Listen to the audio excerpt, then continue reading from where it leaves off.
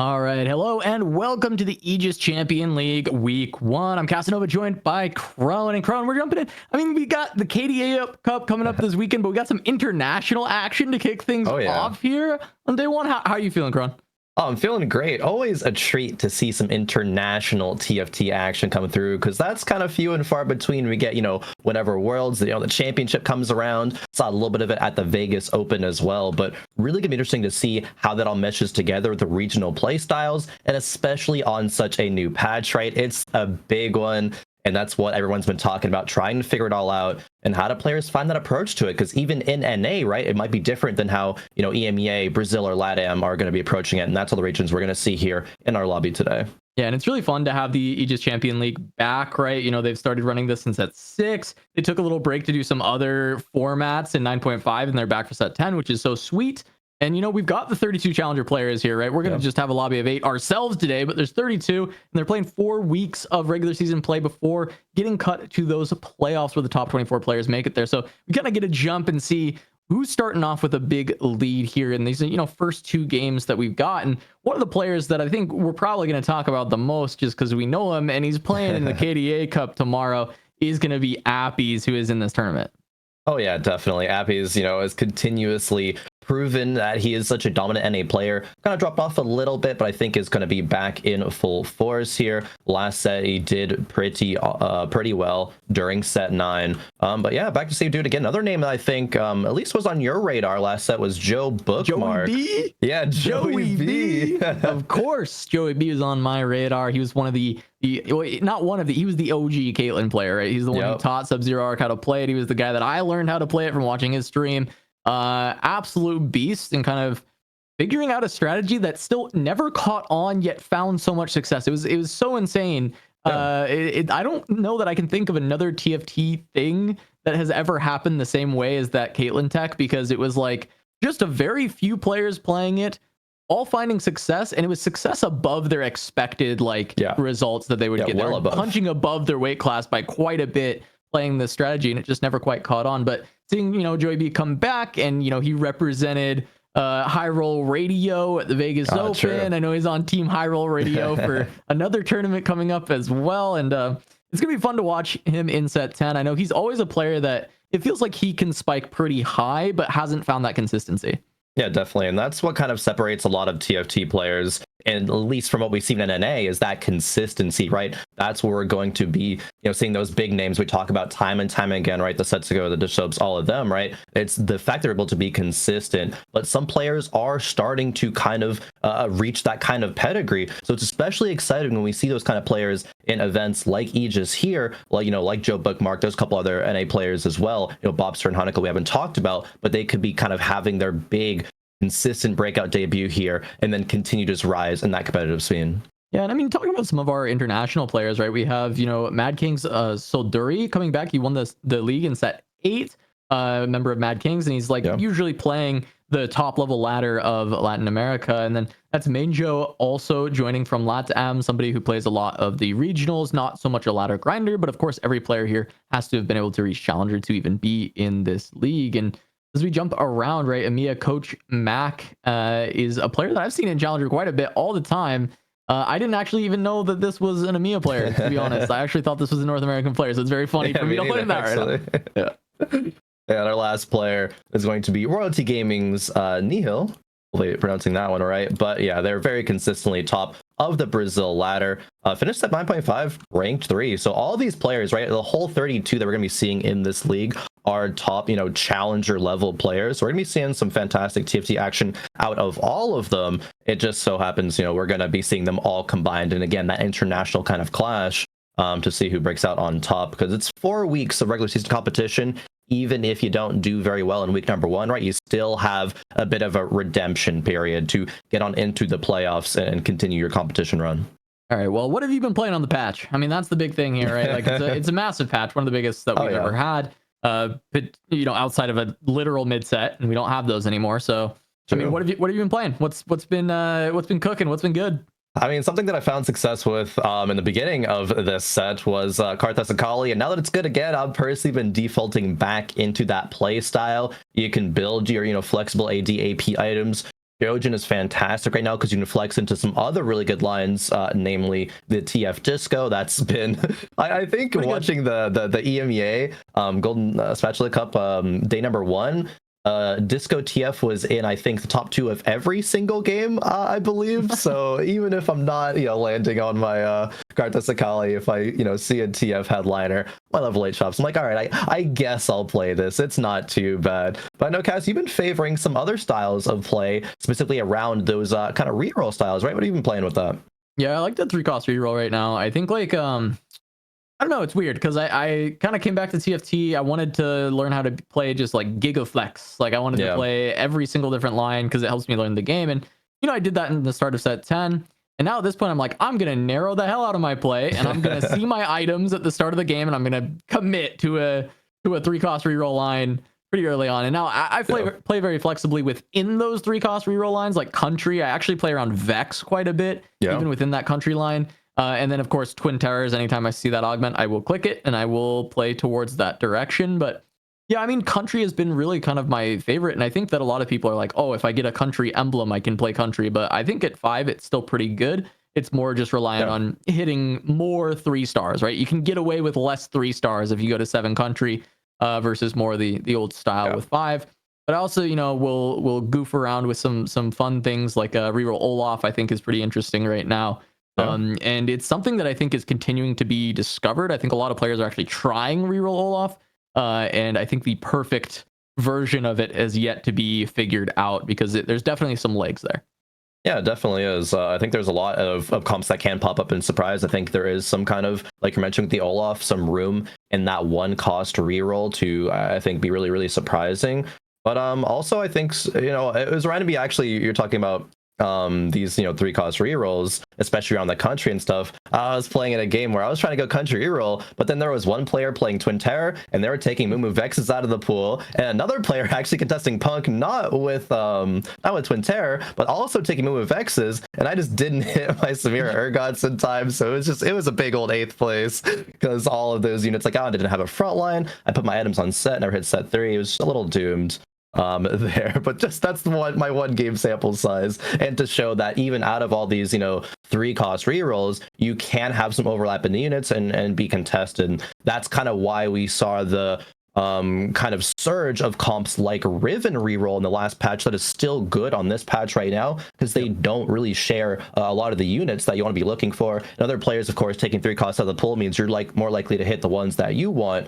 So I'll have to keep that in mind as well if players are going to be contesting each other on those reroll lines. Yeah, I was going to ask if you still were able to top 4 that game because with the Twin Terror version, for sure, I think you can top 4 without even hitting those 3 stars as long as you've got the 2 stars online and you position really well.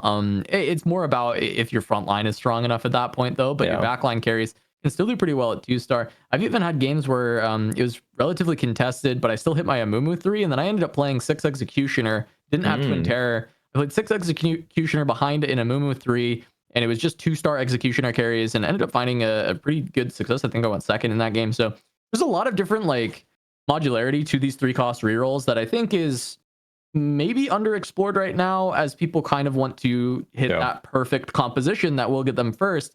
But because it's so contested, I think there's a lot of ways to kind of flex around and just try and play for the strongest board at that moment through those 3 costs and utilize it to, get some extra placements throughout the day. So those are kind of the big things right now. Fast 9 seems a little bit dead because the 4 costs are really good. The 3 costs are really good. So we're seeing a lot of those, legendary boards even losing to some of the 3 cost rerolls, losing to something like Disco. Really, Fast 9 is Disco, actually, because that's the one that likes to cap out with legendaries, and it even likes to push to level 9 before even hitting everything, right? A lot of times when I see Disco players, it's like, okay, TF1, but they've got, 2-star kind of everything else. It's like, well, I guess we're going to push to 9 here, right? As long as you're stable, you want to push to 9 as fast as possible. Exactly. As long as your front line is good, specifically in that Disco comp, TF1 will still be able to do a ton of damage and buy the TF1 a lot of time to do that. Even if you're on 8 and you find like 1 Ziggs or a Sona 1 or something, and you have a Rage Blade, for that Sona, it's still going to be very good, even though the attack speed Sona was nerfed a little bit coming into this patch.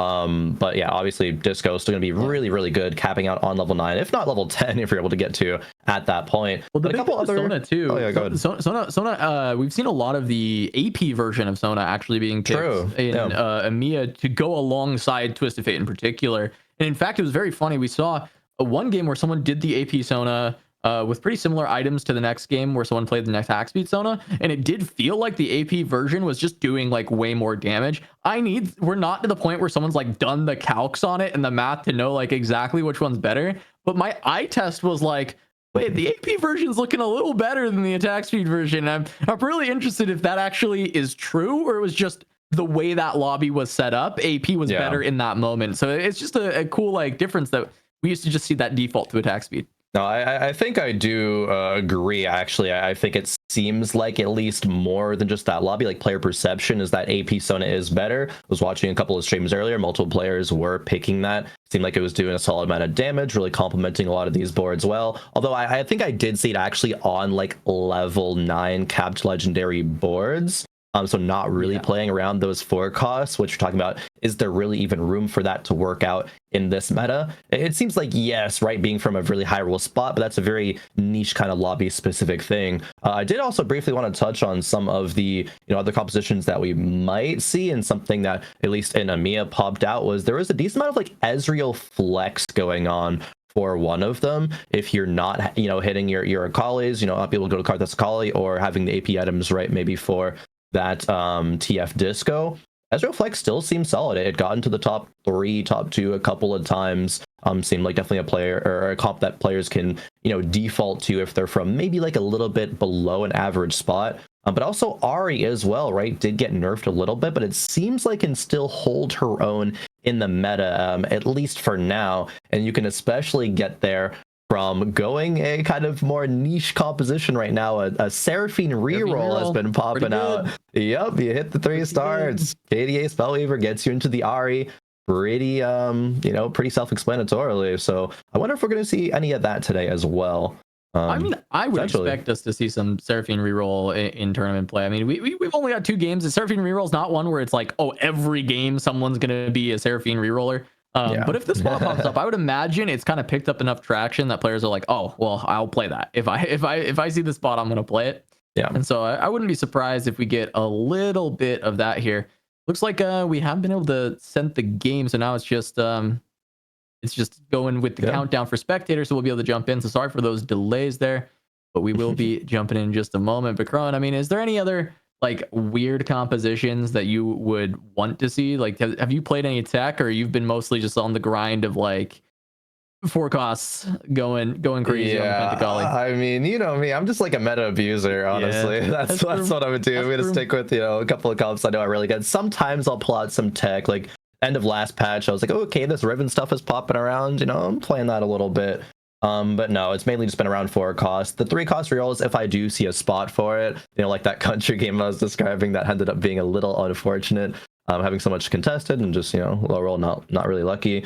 Did you mention it yet? I know you're talking to me about the Olaf and Gnar twin terror reroll. Yeah, well, I was gonna say, like, your account is just like 20 to 20 forecast, like normal meta forecast, and then my account is like 6 executioner one game, and then like a country version, but it's only Vex itemized and none of the country units.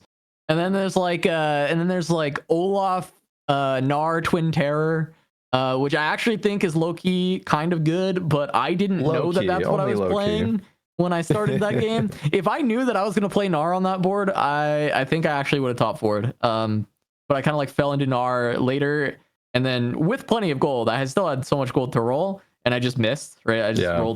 I rolled like 70 gold when I needed only 3 Gnars, and I hit 0 Gnars. So like, you hate to see that's just the way it goes. Completely uncontested, but hey, I'm not upset about it at all. I'm not currently tweeting at Mortdog. That's not happening. But yeah, no, I think there's like a lot of flexibility. I actually think that Twin Terror is just a really insane augment. And because there's a very clear line that is the best, like very obviously this, Twitch Vex line is the best way to play it because of how good Executioner is and scaling with that crit. People haven't really experimented outside of that. But as you were saying, hey, you were in a game where this was like 4-way contested for the units. Yeah. you might still be in a spot with Twin Terror where there are other lines that you can play. And maybe that's not Olaf Gnar. That's a very, very niche scenario where I fell into that. But there are probably other units that could utilize it quite well. And it's just about finding what will mix and match well. It's really about finding small pockets of units that fit into synergies beautifully, right? That's where we see the Amumu, Vex, Twitch, Pantheon, perfect synergies. When you look, the reason the Olaf one randomly worked, Olaf Gnar set have very good synergies altogether, right? You get the Bruiser, you get the 2 pentakill there, you get the Mosher. So it's finding some really unique ways to play around Twin Terror, and I think that in a new patch you can get rewarded heavily for that. As we're finally getting into game here, Kron. Here we go. Artifact Amble, Treasure Armory, and Decrescendo as our options. All right, seeing players on every single one. More on, it looks like, the Decrescendo. But the RNG gods will decide here, and Joe Bookmark does win that one out. It's not going to be super game warping, right? But, well, again, I think all eyes are going to be on just how players approach this patch and see what kind of comps they cook up. Yeah, I mean, the big thing that I see with Decrescendo is Prismatic being offered right away, and the best way to play Twin Terror is from Prismatic because, you know, as up, it's incredibly strong. Hey, speaking of, there's like, I think there's a lot of players who sell this shop. I never sell these. If this is my drop, I'm just committing. But that's just like, I changed the way I play this patch, where I'm just like, I'm full no brain play these 3 cost rerolls, and if I see an Amumu Vex to start, I'm like, I could probably win streak with that. Hey, Appies, I think it's thinking similar things right now, even playing them the board, right? A lot of players would keep them on the bench. Maybe they want to sell, pick up those Namis, right, to go into that Disco Dazzler playstyle. The quirky headliner would have been good last patch, but players are going to be going away from that right now. Do also, of course, have the Taric on the bench, so it's not like we're closed off to playing, you know, just a strong early game into, you know, these 4 costs, right? Maybe that TF line, but definitely is thinking very, very much for that kind of a Mumu and Vex kind of 3 cost centric playstyle. Yeah, if it's like playable items, I think you just kind of jump into that, right? Because like a Mumu early on will carry super, super hard, right? Because a Mumu is just like a lot of damage and also just a ton of tankiness, right? Yeah. So we saw Chain Vest dropped immediately, and if we just see like a good early game Amumu item, that might just be a solid slam. It's kind of rough though, because the best Amumu items actually really like components that Vex also likes. Because Amumu actually likes Crown Guard early game, but you want the Rod for Vex, and Amumu also really likes I can't remember the name of the item for some reason. I'm just blanking. It's a glove vest. Oh, I hate Hearts. Yeah, actually, like, my brain is saying Heartsteel. I've been playing too much League of Legends. Actually, I'm the same boat as you. All right, it's fine, but still, that item that they usually want as well.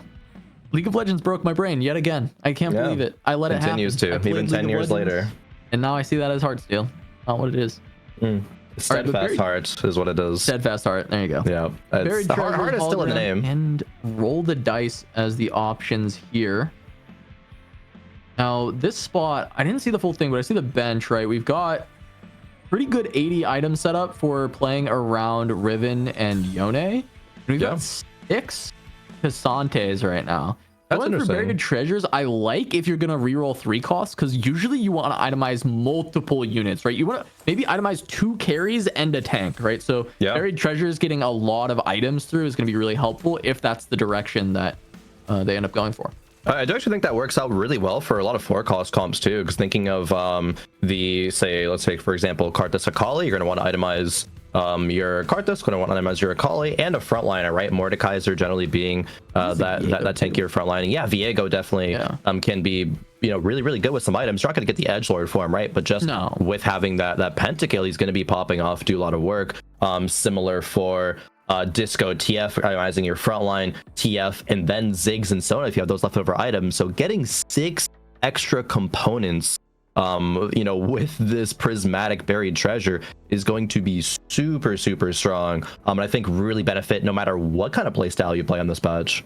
Yeah, the interesting thing here though is right now there's 5 gold on bench, 5 gold currently needing to, you know, make econ, and on this patch it's really hard to get econ from streaks, so you need to actually make 10 as fast as possible. And so holding on to these extra Cassantes to replace your current Cassante later usually feels very good, but in this spot, I feel like you just have to make econ, right? If you're not leveling to 4, you know, you're not gonna make money losing anyway, right? Because loss streak is just so incredibly bad right now. Yeah, it feels like you really just got to look to sell these unless you start winning rounds. But even if you win rounds, like, I'd also want to sell and just make 10. Yeah, if you're gonna want to win this round, would have leveled, play the extra Cassante, would have been really strong. But I agree with you. I think it is a prioritization of economy here that they are not going for. So let's see if that ends up making a difference, right? Because economy is so much more important, I think, in the early game. The ways you get economy, because streaking isn't going to grant you as much, you really have to be thinking about, especially going into this patch. Yeah, and here we're on board with Joe Bookmark, and we see he's got the option to put in 3 disco, but Lulu 1 in the early stages of the game is actually quite a strong unit, and Joe Bookmark's trying to use that to find win streak. I'm curious if getting the disco synergy in would actually be more valuable, though. Selling out of the Lulu, just playing the Nami with the static Shiv instead. And by utilizing, you know, this stationary support, this is a lot of tanky stats in the front line that would go and synergize well with the regen from disco, especially in the early stages of the game. Oh, 100%. I think that's a great point. But opting quite not to play that right now. Did lose that last round. Lulu holding a Shiv right now. I don't know if that's going to be quite enough to get through this round from Appy's on their side, you know, leveling up to 5. So let's target Emmy to go with, and, you know, Lulu ramping up, you know, being able to get that CC coming through. But yeah, gonna be taking a loss, going on a couple loss streak here, going into that carousel.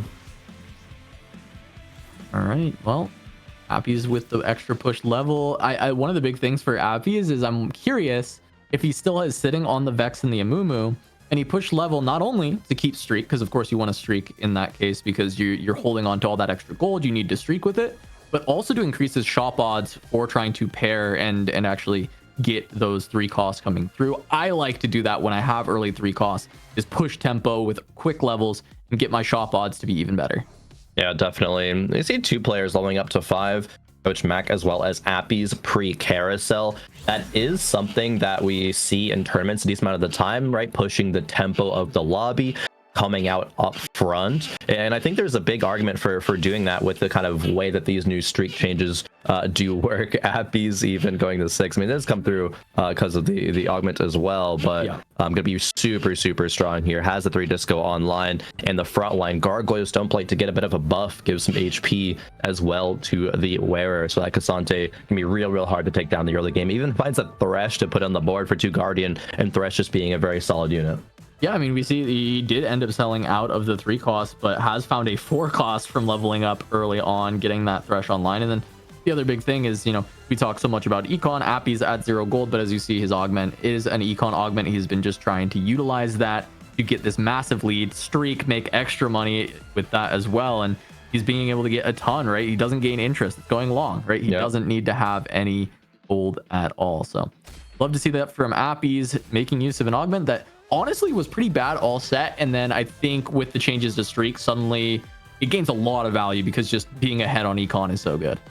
Yeah, actually, I was just taking a look at it. It's gone like at least like 0.2 placements higher from last patch into this patch right now. Just like you're saying, it's a lot more valuable. No interest, right? But you're just gonna be using that gold and that 4 XP a turn to just continue to push into taking that HP lead, you know, getting these, you know, 3 cost or 4 cost units online a lot earlier, and you know, just dealing a lot of damage players in lobby, even though just in set 10 players are taking a lot less damage in stage 2. Every single unit, right, is still going to be counting, and when that gets into the later stages of the game, increasing lobby tempo, players aren't able to go, you know, level 9 as often. So that's a bit of a lead that Appy's is building for himself here. Yep, going up against Bobster, this is going to be the fight to hold on to the streak. Bobster at 100 HP as well. We see him playing around the Corki, a little bit less popular on this patch, but I think Corki is still a really good early game carry. If you got some front line for him, he can completely work out. However, I think Appy's is too much of a beast with this setup right now. We'll see. There's a bubble coming through, and yeah, that's going to do it. But Bobster down a level against Appy's, and Appy's having a 4 cost. And look at this, 4 synergies in on stage 2. This is not really that common to have altogether. And the value you get out of Disco with 6 units is absurd. Exactly, right? Every single unit's going to be benefiting from that disco ball. And another thing with going long too that we didn't quite mention yet is you're able to hold a lot of units on bench, right? Appies is going to have a lot of options to pivot into, even, you know, selling the headliner. And level 6 means maybe if Appies gets lucky, going to be able to roll into a 3-cost headliner they can put back on the board, continue that streak moving forward, right? Even if you're not getting interest, you're still getting that win streak gold and going to be pushing the lead, right? Appies might even have enough to go level 7 in the next round and look to continue that kind of dominance here. All right, we see him just level to 7, 2-7, level 7. This going long augment, kind of sick actually. Yeah, it's not bad. It's not bad. This is looking good. I haven't actually been able to see this in play. I just knew in theory that it's become good now, right? But like, or like quote unquote good, it's become a much better augment. It's playable. It's pickable. But yeah, Abby's level 7 on 3-1, which is maybe some of the fastest I've seen that push. Y'all talk about a Bebe level, but that's that's something else. Hey, I've seen Bebe do the exact same thing. It probably is most akin to a Bebe level, just, you know, from that kind of econ style augment, right? That augment, it's like, okay, you're going to always do that. Bebe would do it just for fun with a random silver augment probably. But taking a look at this board, we have a Heartsteel player with Inpa Emma. Heartsteel did see some changes going into this patch. Cast, you can, you know, raise the stakes if you don't want to cash out after the 5 round, and that has another little element into this play style here to greed it out or just fall and take that risk to your grave. Yeah, let's see what this cash out brings. Big question, will it continue? And it looks like we just got an update as well, because we talked about some of the players at the start. Impa Emma is another challenger LATAM player that's subbing in for Solduri for games 1 and 2 here. So we were talking about Solduri earlier, you know, our previous winner from set 8, but we are having Emma in as a sub in Crash Test Dummies, Combat Caster, Capricious Force.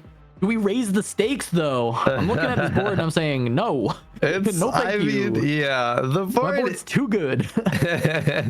The board might, you know, continue to win out, and so the value you're getting from Heartsteel is going to be quite as big. Okay, cashing out, getting 1 component, honestly, like, retake those, right? Being able to build a Warmogs on the Echo, being able to level to 6 here, putting another unit in. There's nothing crazy in terms of synergies. I guess it kind of can do work. Maybe put a component on him to get that true damage bonus. But Impa Emma is in a really solid spot right now. Maybe not in as good of a spot as Appies, but good thing Appies is not in that player pool to run into. But we are going to be seeing a player who has raised the stakes on the other side of the board here. They're going crazy. Look at Econ too from the augments. Holy. Wait, it's level up, rich got richer. Yep. They're trying to push some levels. Okay, so if they just like raise the stakes, they cash this out, and then they just have $1 billion gold, they go fast 10. Oh, fast 10. Hold on, wait a minute. Probably fast 9 with level up. Yeah. Fast 11. Fast level 20. Yeah, when are we gonna level 11 and, you know, level 10, you know, a long time coming. I'm bored of it already. It's in the game 11. Here, but yeah, we need to push higher. Need more. Give me another level. Raise the stakes, as they say. Even higher. This spot, it's interesting to me, right? Because this spot immediately looks like Seraphine, but we're already kind of past that, right? We're already level 6. We haven't rolled down. No Seraphine headliner. There's one in the shop. Yeah. It's just the value that Seraphine gets off Morello's. Like, do you like Morello's in the like Pentacoli comps? Or, well, I guess it's pretty good for TF, right? This could just be disco. It's solid for TF. Zig's applying, and Morello's does give, I believe, attack speed now, actually, so it is pretty good for pairing with Shojins. You know, you get actually a lot more value from the cast there. It is great for Seraphine. It looks like Seraphine was picked up in the shop. Going to, I think if Impa Emma sees a headliner Seraphine in the shop, it'll be like, okay, I kind of have to commit to it right now because all the pieces kind of just like fell onto my lap. But it can be used in Karthus Akali. I think having the Merlos on the Karthus is still solid. The amount of units targeted by Karthus goes down by 1, but the damage does go up, so it's a little bit worse in terms of spreading Merlos. Still going to be solid though. Hitting 4 units in that application is still pretty good. Yeah, it's, I guess the big thing I'm looking at is they've been holding on to pieces for Superfan, and so getting online with the Seraphine and getting the death cap, right? You already have the BIS set up, so it feels like it's also almost being played towards, or at least the option is being kept open. And I want to see if we end up on that Seraphine. So just like whenever you know, I'll be watching the side to see if it gets picked up, right? Yeah, this is a great carousel for any meta comp enjoyers. There's a Karthus and a Kali and a Blitzcrank on this carousel, and some solid items on them. So players maybe going to be moving towards those standard 4-cost compositions. But I actually got notecast that we have 3 Heartsteel players in this lobby, Hanako being one of them, choosing to either raise the stakes or cash out. And we're continuing to raise the stakes. 2 players have raised the stakes. Hanako doing it with 5 Heartsteel. I wasn't sure how many Heartsteel were in on the board. I believe it was of Kinks that had the other Heartsteel. They're down at 37 HP or 32 HP there. Yeah. They're not in the same combat pool right now, though, right? So they can't fight as of now. Yeah. Not quite yet. Hanako fighting the Ezreal for 5 Heartsteel is huge, especially having the double Infinity Force from the Freaky Friday, right? That's going to be so much value on the Ezreal and the Aphelios right now. We saw Hanako won the last round. Might be able to find another win here, but that is a tier 2 Lulu from Joe Bookmark. Yeah, and winning when you just raise the stakes. Interesting. Yeah, not winning, though. Would be not good. So losing here, pretty good for Hanako. Oh, 216. How high can we get? Raising the stakes here with 5 Heartsteel. That's, I mean, it was nerfed a little bit, the Heartsteel get from 5 Heartsteel, but still gonna be really, really solid. Yeah, I mean, with the stakes raised already when there was a pretty big case, right? We've got quite a few fights to go through, and getting into stage 4, a lot of players are going to be rolling down. So the big question is when does Kanks enter their pool? And they have now. So if those 2 fight, one of them will lose their raise the stakes. They will lose their cash out. And honestly, they'll probably lose the game. Like, that will not be good for them at that point. So how much are they willing to trim their board? How are they willing to weaken themselves for it? And how much can they actually do? Because Hanako had in Ezreal as well, right? They have the things that they can't take out. Yeah, no, they don't really want to, unless you just, like, you know, put some other units on the bench, but you're still going to have some very, very strong carries, as Joe Bookmark seeing the board still going on that 6 win streak, maybe higher here. It's going to be going up against Heartsteel player, but that's not one of the ones who has raised the stakes. Just going to be at 50 right now. All right, and I see Tanks just grab the win. They just lose all of their Heartsteel stacks. Wow. Who did they even beat? Did they play Hanako? Maybe. I mean, Hanako did lose the round. And Coach Mag. Interesting. Yeah, we'll have to check out a little bit later to see kind of what's going on at that point right there. But Kegs rolling it down, trying to stabilize. They lost. Yeah. They lost. They fought Hanako. They fought Hanako. We got confirmation. So yeah, you hate to see it. You raise the stakes and you're dropping down to 26 health and you don't get that big cash out that you were looking for. It's over. GG, go next. King's 26 HP as well. It's pretty doomed. Okay, so Hanako's getting close to that cash out. Yeah, okay, it looks like Hanako weakened this board significantly, right? Which is very, very good. That is fantastic. Making the board be really bad. You know, no beneficial traits besides the Heartsteel. Just 2 sets the front line. Lilia 2. Could have even sold that if they were feeling spicy enough, but no, they knew that Kanks' board, I suppose, was strong enough. And that's a really, really important recognition right now, is overall board strength, especially with Heartsteel being the way it is now after these changes. Just love to see that recognition and good play from Hanako, as now they find themselves up against Appies, but that's fine, right? That's great. Yeah, Appies level 8 has found a Twisted Fate headliner, and that is where Morello is gone. You were talking about earlier, where can Morello's find value? TF is going to be one of those units. Yep, TF is one of the best holders, right? It's like, as far as meta compositions right now, it does feel like Twisted Fate and Seraphine are kind of like the 2 best holders of this item, but yeah, there's probably quite a few other units that can do so. The attack speed definitely helps. It was 15% that got added, so it's a decent amount of attack speed to tack on to the item. But Hanako doing a good job of trying to hold on to some extra HP. At a certain point, you can't be too greedy for trying to get kills, and you have to just get beat up here in a couple rounds in stage 4. But this cash out is going to be massive, and so I have to look at the rest of the pool and see who their combat ends up being, and if they end up in a spot where they can find that loss. But picking up rolling for days, hold on to those rerolls for as soon as this cash out comes through, I suppose. Yeah, exactly. Be able to push levels beyond level 8 at least, and try to make it happen from there. Rolling for Days did get buffed. There's an extra reroll coming through. Not a huge deal, right? But still, a buff is a buff. And at the C, you know, maybe that was part of the decision-making point to take this augment. There was Blistering Strikes, which I think was the other potential, being able to get that you know, that shred, that anti-heal rather, and that burn on the board, especially with these auto attackers, would have been solid, but really wants to make sure that they get their comp online.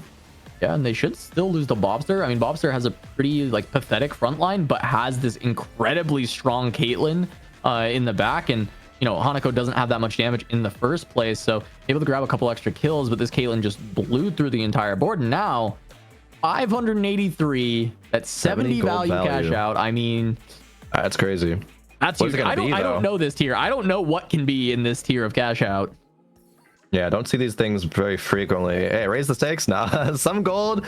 Oh, a Tactician's Crown. Wow. And a Radiant Thieves Gloves. Enough gold to go to level 8. Try to find another good headliner. Could have considered a Zac, I think, because we do have a carry online with the Ezreal. It is only tier 1 though. But Hanako's, yeah, Hanako's not going to have that many more rolls to find something. It is a Zed, and Zed does make some good use out of items like an Infinity Force. 5 Sentinel, 4 Heartsteel, 3 Crowd Divers going online. A little bit awkward synergies, but trying to make this pivot work in only 1 round, it's very difficult to do. Yeah, can Shojin Ezreal can put the Titans on to the Zed, and then you just have the Radiant Thieves to go somewhere on the front line. Yeah, dead on a unit that it looks like is... Oh no, it's on a Yone 1. Yeah, that's not great. Plus, you kind of need this Yone if you are going to stay in the Zed tree, and I don't know that you want him to be your carrier of this Radiant Thieves Gloves. Probably on a higher value. It's kind of just a trait bot in this version.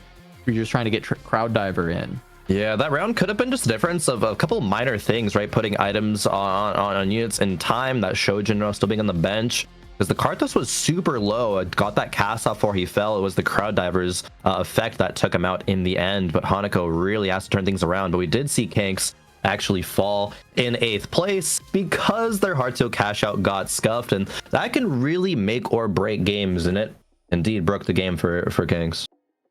Yeah, I mean, let's see if Hanako can stabilize in this spot, right? Because I feel like the Shojin on the Ezreal is totally fine, and then you need to try and put together more of a composition, because right now we're looking at 5 Sentinel, 4 Heartsteel, 3 Crowd Diver. The Heartsteals really don't need to be in there anymore. You already cashed out. Just get rid of them. Yep. I know there just wasn't enough time, it felt like, for Hanako on that last turn.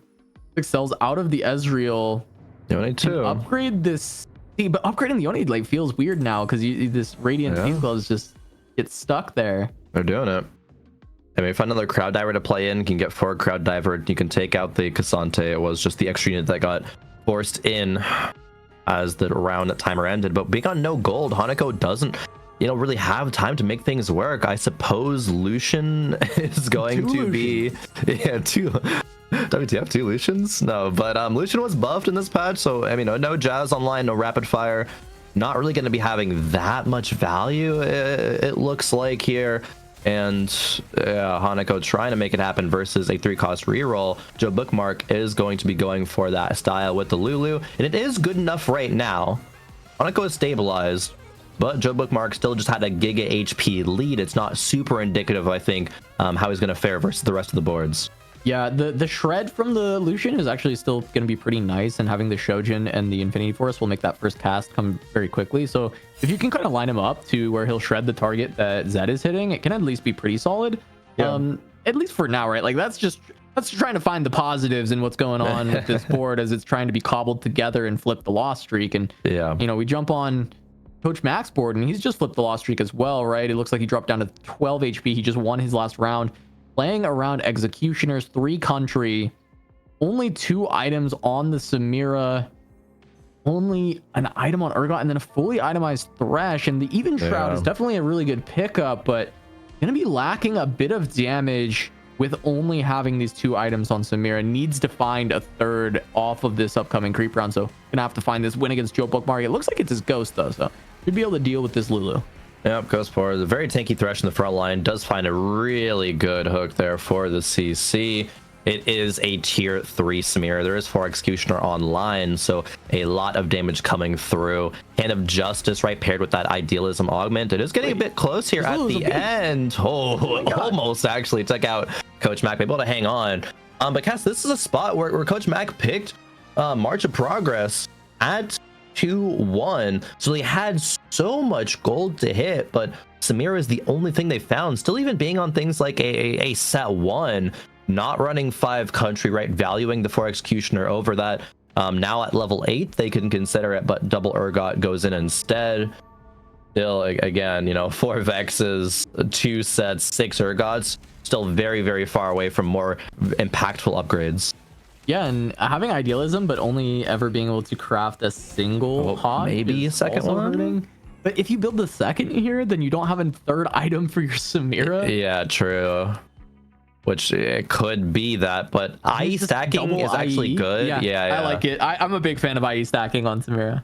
I think I actually saw like I was watching like a Dish Soap stream, and he had like a triple IE Samira, and he's like, guys, it's good. No, it's very good. This is like the main line I play as these executioners. I promise you, it is good. But I honestly was like, he's probably gonna get baited by this Hodge, and I guess it's not bait if he finds the Urgot 3. Then it's actually like, this is probably very good.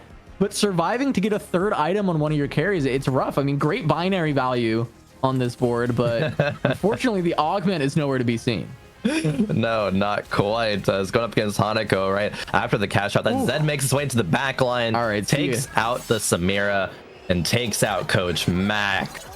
Not able to find what they wanted. Yeah, you did not want to find Hanako there, because the stabilization was pretty close. I think like the board overall is not bad. It's the fact that the items panned out how they did, right? 3-item Thresh when you don't have a 3-item carry, it starts to fall off, and having the split items between the Urgot and the Samira, it just started to be not enough. And I think in general, actually, the strongest carry in the Executioner line is Vex. And so if you are playing around Samira, you are playing around those other units in the country line, they need to have 3 really great items, and they need to be 3-starred, right? They need to have that big extra impact to really pop off. Whereas Vex, it's a little bit more, you know, liberal on stuff. Yeah, taking a look at the board from Main Joe here, this is a very creative way to get into the Akali Heartless line, but there's no KDA online, there's no Pentakill online, and the units are only 1-starred with 3 items each. The 6 card online, Nico 3, but no items on her. Main Joe really has to find these upgrades and maybe consider dropping the 4 Guardian to try to get some more synergies online, because Guardian just isn't quite doing enough, and there's just a kind of random Kane 2 in here, and he's doing a lot of damage, but it's just not Kane. Quite. This whole comp it's 6 Guardian Kane is what's being played. And like the Kane was popping off. The Kane was doing a lot. I'm sure if that damage tab got clicked, like that damage was insane, right? Like it was so much from the Kane. It's terrible. 4,000. All Kane. The Karthus won. All right, get the Kane out of here. Bench him. Yeah, right. Honestly. No, I'm kidding actually, because I actually talked to Mort about this at Vegas, and he's like, the damage tab is the biggest bait ever, because it like doesn't count damage to shields, and it like doesn't count like a ton of different stuff. And so it's like actually just lies to you constantly. So if you were watching that fight, Kane was, you know, sustaining a lot, dealing a lot of damage to the front line, but it's still not enough, right? You do need a little bit more oomph here, and the 6th Guardian just isn't quite getting there. No, I'm actually more. I look at this board, I definitely, you know, sell Pantheon, sell Terra, get some more synergies online, but it looks like Main Joe is really thinking that the 6th Guardian is going to be enough tankiness, you know, to provide time for Kane and Akali to do things. Hello? Okay, I guess we're seeing one of our first bugs off the patch. There's an Akali on the bench. And now it is broken Main Joe's Akali and Kane. Okay, they're doing things again, but that was unfortunate. That lost Main Joe the fight. Like, Main Joe would have won this fight. Main Joe still might win this fight. Still could no, he probably not. But he would have won. He absolutely easily would have won. Oh no. You hate to see it. Oh boy, because I saw what happened. I don't know if it's what triggered the bug though. The Akali, not Main Joe's Akali, the other side's Akali, was in the back line fighting with a Kane, and Kane was resetting on the Akali. Yeah. And when Akali went to cast, Kane cast again, and then the Akali froze and the Kane froze. I don't know what happened to the additional Akali from Manjo. Yeah. I think it was casting towards the Akali. Oh, towards that Akali, then it and just I think they like stuck. cast towards each other and just like froze. That's so weird. That might be one of those bugs like happens like once in like 10,000 games kind of thing, which is like the way that all panned out. Really unfortunate though for Manjo. Hopefully he can bring things back. Has a lesser champion duplicator. Yep, just going to sell that for gold. Exactly as right as I was about to say it. Still not quite finding the Karthus 2 though. That could be one of the things that saves Manjo.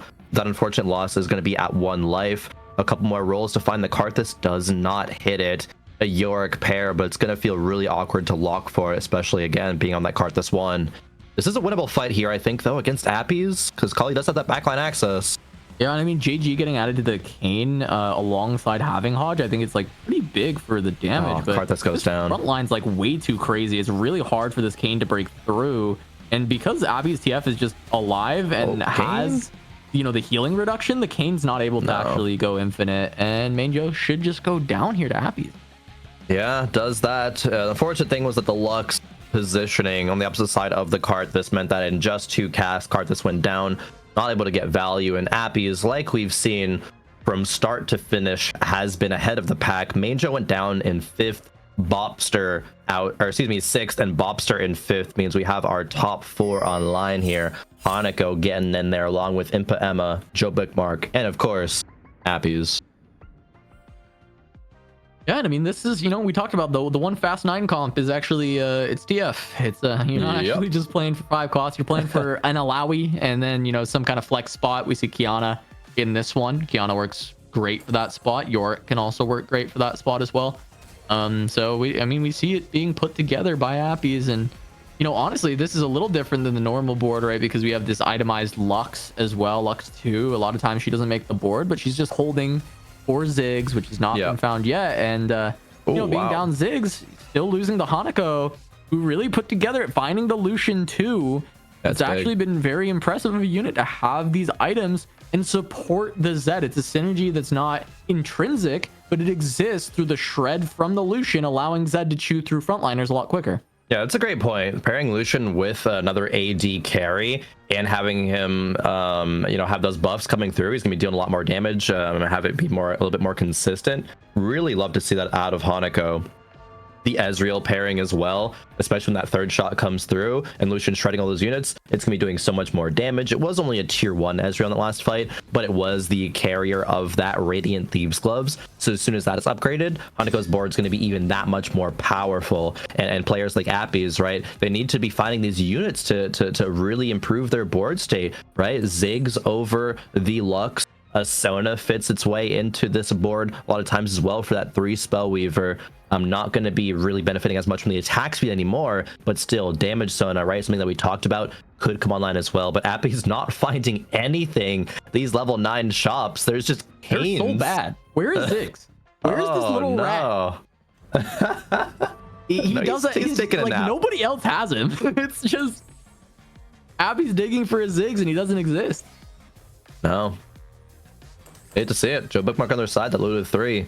See how much it can do up against that TF, because there's a true damage Akali as well on the side of Joe Bookmark. Okay, we gotta talk about Joey B here. He committed to Lulu reroll frame 1. He had a Shiv, and he's like, all right. Lulu, he has a Shiv Lulu. He's like, all right, this is a Lulu game.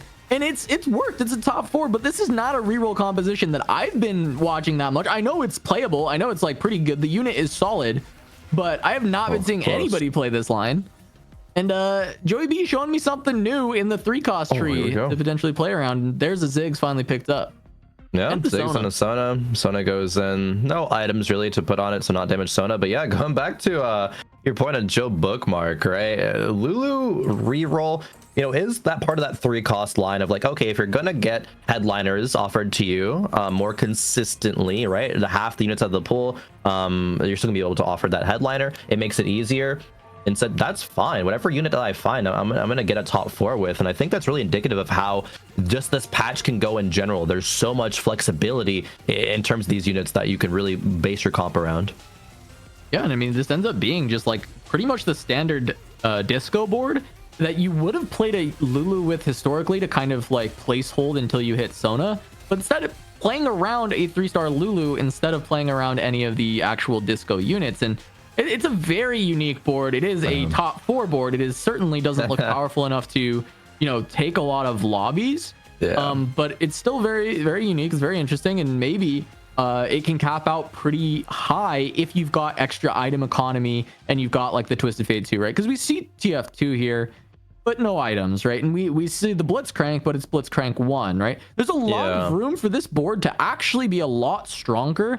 And yes, it is mostly around disco. He just skipped a Ziggs though, and that's very interesting because getting to Hyperpop 3, I wonder if that is another way to level up this board. I actually don't know how strong like 3 Hyperpop is, because it's not something that you play very frequently. Honestly, even playing it over the Kiana, right? Sure, Kiana has benefit from the true damage, giving Echo a little bit of extra tankiness as well, but it could have really been a lot of power.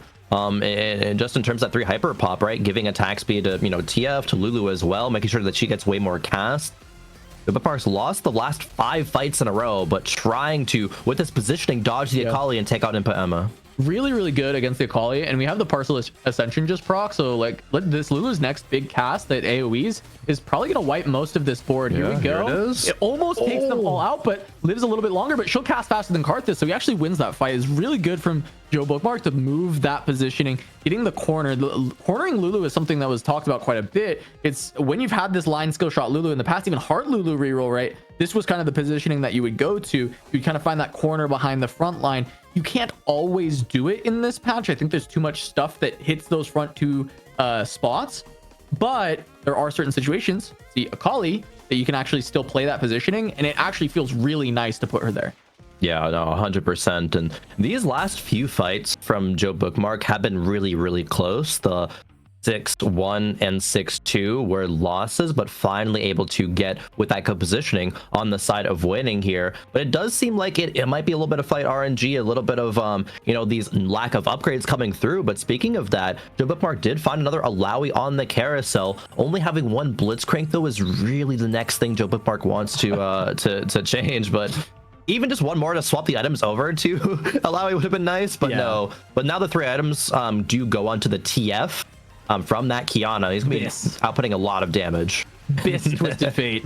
It's like someone's rift TF AD. He's getting hyper popped here, and the thing is we do see that this Lulu is taking a lot of ambient damage in the front 2 rows, right? This is the problem with his positioning. Even though as far as dealing damage, it's the most optimal position to be in for the Lulu, she ends up taking a lot of damage by a lot of comps right now, right? Disco just kind of accidentally kills her a lot of the time if you put her up front. There's things like Thresh getting the hook onto her a lot easier. There's a lot of issues with the positioning, which makes it harder to actually throw her there, even though it will allow her the highest damage output. 100%.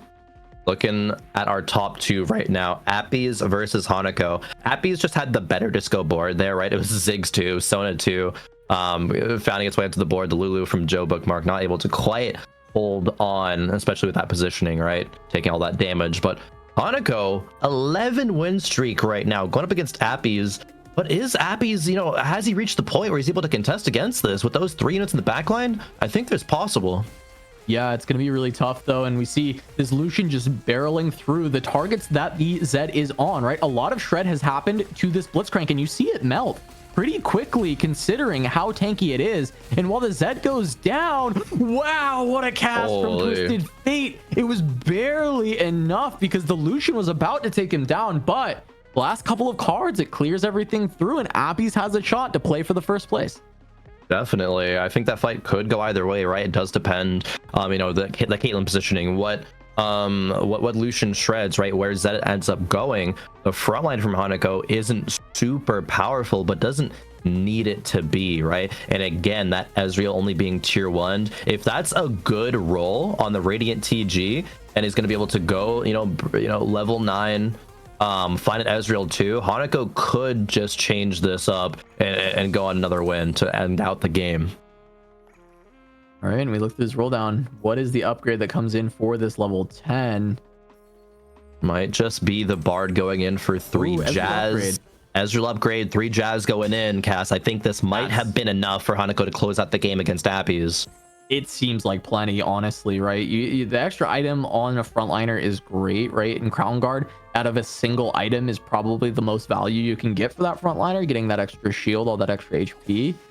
And now all the extra HP from the Jazz is going to synergize with it really well. And now this time the Zed not on the same side as the Lucian, so might not actually get as much value out of the Shred. We see the Blitzcrank living quite a bit longer, but now Zed has finally moved over. We'll be able to take down that frontliner, and there's just not enough time for Appies getting all those upgrades. The Jazz coming in, giving all the extra damage, all that extra HP, just far too much. And Hanako going for that cash out, doubling down, raising the stakes, and then weakening the board to lose to the other player who had raised the stakes, does net a win. And we get to see the power of Heartsteel here in game number 1. Super well played by Hanako, and also, you know, just saving up the gold at the end, saying, okay, I'm going to play with my HP as a resource, not going to just roll down for an Ezreal 2 and be stuck on level 8 forever, right? I want to go level 9, play this 3 Jazz. The amount of stats that gives, right, from the 2 to 3 Jazz, that's going to be enough to close out the game against Appies, even though he had Thrown 2, Ziggs 2, right? TF2 with so many good items. I think that was a super well played and impressive game from Hanako. Yeah, really great. And, you know, Appies had the lead the whole time, not able to close it out due to this extra, you know, econ that comes from those cash outs. But I'm excited to see what comes out of the next game. We already saw some very interesting compositions and interesting ways to get there from these players, especially the Lulu from Joey B. I was very excited to see. But we're going to go to a short break, and when we come back, we'll have game 2 of the Aegis Champion League. Welcome back to week 1 of the Aegis Champions League. I'm Casanova, joined by Crowan. And we just had, you know, game 1, pretty sweet game. We got the raise your stakes. We're getting a lot of the new patch stuff, right? Raise your stakes, Heartsteel cash out, finding the win. You know, Disco got 5 different buffs, and I know Mort likes it when I count how many buffs the comp got and then say that makes it good. So, you know, 5 buffs went to Disco, and they're in one of the top comps. And then we just saw a lot more flexibility out of the 3 cost area, right? We saw Joe Bookmark playing that Lulu. I'm wondering what I'm trying to think, like, what else in this game was like kind of out of the ordinary, unexpected, Kron? I suppose just I think Appy's whole game style, right? Even from 1-3, getting the potential of going the 3 costs with the Amumu and the Vex, deciding to go away from that, especially the going long, is not something that we have seen, I think, pretty much ever until this specific patch. And maybe on ladder sometimes, but, you know, not I think in the Vegas Open or anything like that. So just that play style, I think, is just really interesting to see how it is going to go with the lobby tempo, right? Especially with all these streak changes. How is that going to impact your prioritization of economy or non-prioritization of economy to just keep pushing levels, find these, you know, really key 3 or 4 cost units first, and navigate that into, in Appy's case, a top 2, just because of how well that Hanako played that Heartsteel kind of line. But I think there is a lot more potential for Heartsteel, especially in the mid game. Stage 3, stage 4, raise the stakes and really spike your board on that, because you don't have to play one of these like consistent play styles. You just play a level 9 kind of like legendary flex style like Hanako did, and get these lobby wins. But I think there's still a lot more that we can see in these games, because there wasn't too much more besides for just like Karthus Sakali getting, you know, try to be played a couple of times, but from that 6 Guardian line that didn't quite end up working out, and things like that. So just game number 1, right? Still got a lot in store. Yeah, I mean, the level 7 on stage 2, because technically he went there on 2-7, right? You know, sure. That was absolutely insane to me, right? Because like, I don't know. I actually don't know if I've seen someone go level 7 on stage 2. I'm sure it has like happened plenty of times. It feels like a baby level. It's like all the really high econ augments, maybe on like a scuttle puddle type situation with a high econ augment. But it's so rare that we actually see someone push to 7 that early on. And Appy's doing so, just getting the extra odds, getting the better shops, and then, you know, pushing to 8, finding that Disco faster than anyone else can. And I think because of that, he was really able to put together, you know, that massive lead. And I think more and more we will see the econ augments being used, not only just for, you know, trying to build a big bank and then push levels later on in the game, but using those econ augments to get a head on board, get a much stronger board, find those wins. And going long is a great example of that. Yeah, I think even augment like rolling for days, which we did see augments like that do inherently have a little bit more value. or to get your economy online, so you want to save and preserve that as well as possible. I think that's gonna be something on players' radars as well, but definitely just how economy is shifted, getting things like, you know, rich get richer early, or, you know, level up, and how that changes the game is gonna be so interesting. So I don't think that is quite solved yet by any means, right? With a new patch, especially one as kind of game warping as this. You were joking earlier on today, we were talking about it being TFT2, right? Like, it really does kind of feel like that in a lot of ways. So, you know, excited to see how players decide and how kind of player perception, you know, develops to be, right? Because we could be thinking about a lot of different things, but the player perception is going to be kind of what, you know, at least in NA, from what we're used to, where all these players kind of trend towards.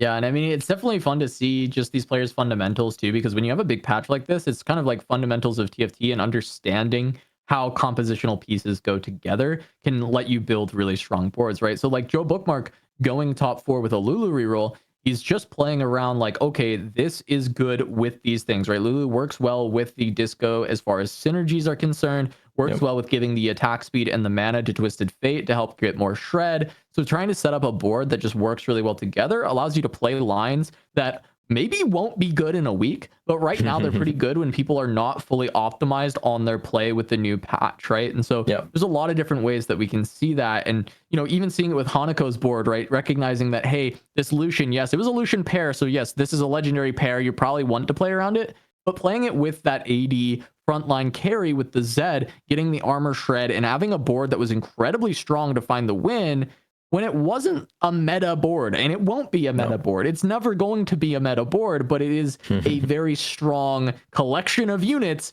that have some non-innate synergies that work well together. Definitely, and that's kind of what the most impressive, or like the best, quote unquote, like when TFT comes through, is able to find situations like that and pile them into a first place situation. That's when you get your TFT brain all going and recognizing what are my outs from this position as we get on into game number 2, Cass. Yeah, completed anvil, item payout, and the new one of the new portals, spatula. You can just get a spatula right now, so that opens up quite a few lines. I mean, especially with how the meta is right now, Pentakali being one of the best compositions. A pentakill emblem can completely be game warping, but on top of that, there is the new country emblem, which does set up some very strong outs on the 3-cost reroll axis. RIP Jazz, hello country. New music style is on to that playstyle in terms of spatulas, and we've already seen, at least on ladder, a lot of 7 country, comps dominating. If you're able to get that online, find a country headliner and pile out a game to at least the top 2, right? There's still gonna be other boards that can cap higher, but it's super strong. As Hanako starting the game off with a champion duplicator and 3 gold, right? Pantheon being 2 of it.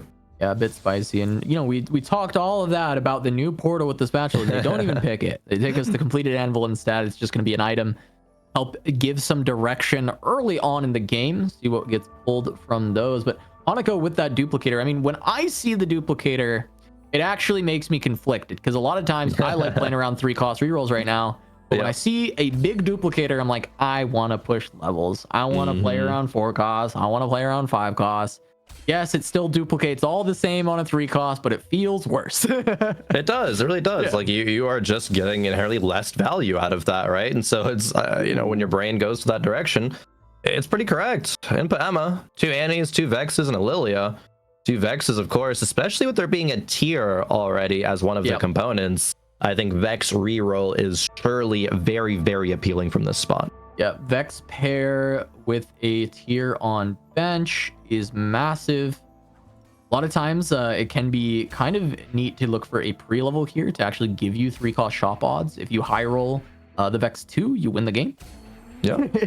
I mean, not exactly, but you know, it's pretty big if you can. You can probably win streak throughout all the whole stage. Now we have silver augments coming through, Vampirism, Uplink, or Pandora's items.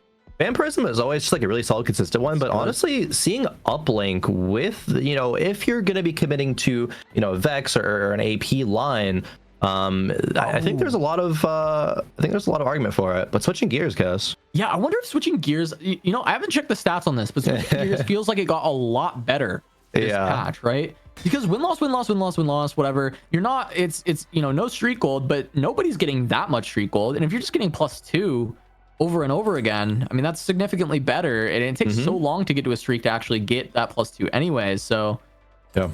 No, I actually awkward later on. You're kind of just like down an augment, but sometimes it gives you 2 gold later on in the game. But at least early game, you can kind of play around it. So I had the same exact thought in the game that I was playing yesterday, and I looked at the stats, and it was like over a 5.0. So I think either players just don't know how to play well with it yet, or it's actually just still not a great augment. But I had the same exact thought process of like, oh, this is probably pretty good now. Yeah, you're getting playing for winning, and even if you don't win every single round, it's like you still get a lot of gold in the early game. Gold's important, right? But the stats don't quite back it up, at least the first few days of the patch. Stats are fake. True, stats are fake. Pick it anyway, you cowards. Yeah. All right. Well, we got a young, wild, and free here, so you're gonna want to win streak with this. Won the first round. Pretty strong board. Vi has been a headliner that finally is kind of getting her time in the sun. People are liking Vi for early streaking. Just kind of consistently been buffed over the course of a couple patches, and just getting the 2 Mosher or 2 Punk, it gives some decent stats, right? So this is a pretty good setup for the early win streak, even having true damage online with the Shojin on Senna. She's taken some nerfs, but still pretty good in the early stages.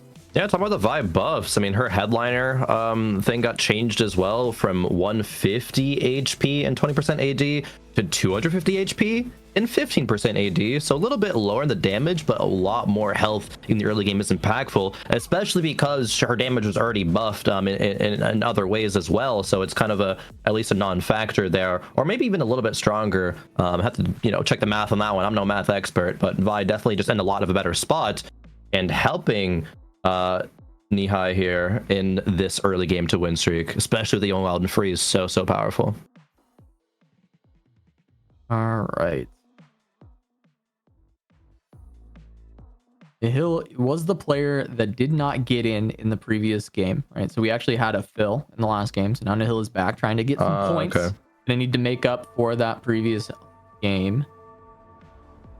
And doing so with that early win streak, right? So see if they can keep it here, though. This is a decently strong board on the other side. A Ginsu guard breaker for this Annie. And she is going to get value out of it because there is that shield from the Taric and also just the 2 Guardian synergy in general. And this Annie actually seems like it is better, right? We still have the Kennen alive in the front line.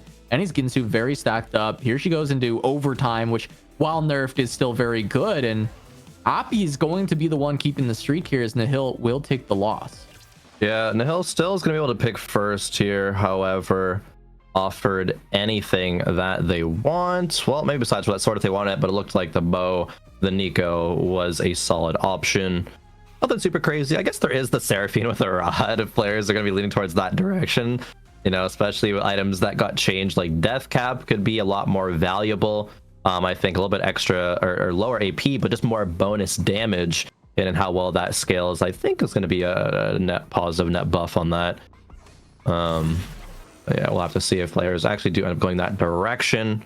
As you hop on board with Bobster, play running Disco, and this is a solid early game cast. You have an upgraded Disco, Nami, even only tier 1, rocking with a Shiv here, going to be doing a lot of damage. And yeah, no surprise that Bobster is win streaking, at least so far with us. Win streaking, and you got some help on the way, right? So your silver augment is actually just not doing anything yet. And so if you can win streak with that and then get that influx of power later, you might be able to even maintain that win streak as this game continues on. Going up against Appies, though, so this is competing still for that 100 streak. These are our last 200 streakers alive, so it will just be down to who can win this fight. And Appies does have that Annie trying to shred through, getting a lot of value out of this guard breaker, but his front line is significantly weaker than Bobster's. And it's going to come down to, can this Annie get to that overtime and get firing away? But full value out of guard breaker this entire fight is actually going to be a huge difference maker in this. And once again, she's going to proc while she's firing away, though it's not quite enough. And Appies will end up losing the streak. Bobster, without a silver augment, still able to keep this win streak. And there's a Gragas upgrade. So even more power getting here for Bobster. I feel like there's no way he does not 5 streak into Krugs here. And then from there, you're going to get even more power on this board. Yeah, no, that's crazy to win that fight. And then having the Gragas upgrade, you're going to be feeling way safer. The two brews are being online for Set, and Set's just a really solid unit just in general. Very tanky, good frontline, especially pairing with the Disco in the early game. The HP regen did so much work in that last fight. Was pretty much the difference there. And he could not get through, even with, as you're mentioning, full guard breaker uptime value. Even against such a powerful backline unit like Main Joe's Senna right now, the front line is just not going to be there, especially when Senna's not able to AoE against the full board, because Gragas split there. And yeah, Gragas just tanks it all very, very easily. All right, yeah, easy to take that win. A 4-unit win over Main Joe. Nobody wanted to run into Bobster in that final fight. Now we're going to Krugs. We'll see what other items are picked up. We'll see what direction people go. The last time we saw a static Shiv Slam, it was a Lulu reroll commit immediately, but I don't think that will be the direction from Bobster overall. As we look at Coach Mac, and it's gonna have Disco set up, still wanting to lean towards Disco and also having a Shiv Slam. Is this strong enough to win the round? I'm second thoughts. No, it's not. It's actually not. It's actually not good enough. Coach Mac? No, he lost. Wait, I'm pretty sure. 1 CC, yeah, 2. Hey, it's just 1 left. A wise man once said it's okay to lose by 1 Krug. Oh no, yeah. I mean, he lost though, right? I don't think that the Kale wins this, right? Yeah. No, Kale does not win this. Where are the pings? Where are the pings? Where are the pings? Where's everyone on his board? No one's here. Blame him. Blame him. Everyone's like, no, we didn't see it. You're free to go. No flame. I guess so. Matt getting away with murder there. Nobody taking a look. I think just losing to Krugs is flame enough, so you don't gotta rub the wounds in. Actually, so yeah, now we're chilling. Coach Mac surely can come back from this one, as I think we see the potential here is going to be a Heartsteel. There is Yone on the board, Athelios on the bench, and then perhaps a Disco pivot, but we got a long way to go for any of that to happen, and a super strong Jax in our way as well from Impa Emma. Yeah, I mean, Jax I've seen falling out of favor a little bit, but I feel like this is totally a direction you can go, right? If you find the Jax, if you can hit early enough, he's still powerful and can still look to play for top 4. I think Jax has a harder time winning nowadays. I think with the few nerfs that he got, he has a harder time finding that first, but still a really strong unit and still solid to play for that top 4. For sure. Another silver augment coming through.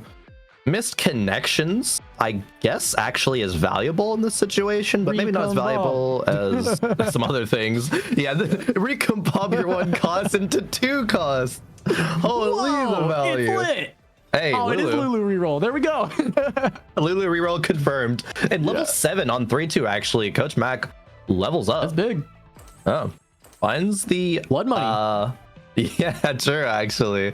No, it finds the Blitzcrank as well, and that's a huge part of the Disco composition. No tank items quite yet, but I'm just so curious, like, how Coach Mac bridges the gap between, you know, the round 3-2 right now and say like the end of stage 3, beginning of stage 4, especially with this front line being not good, I will say.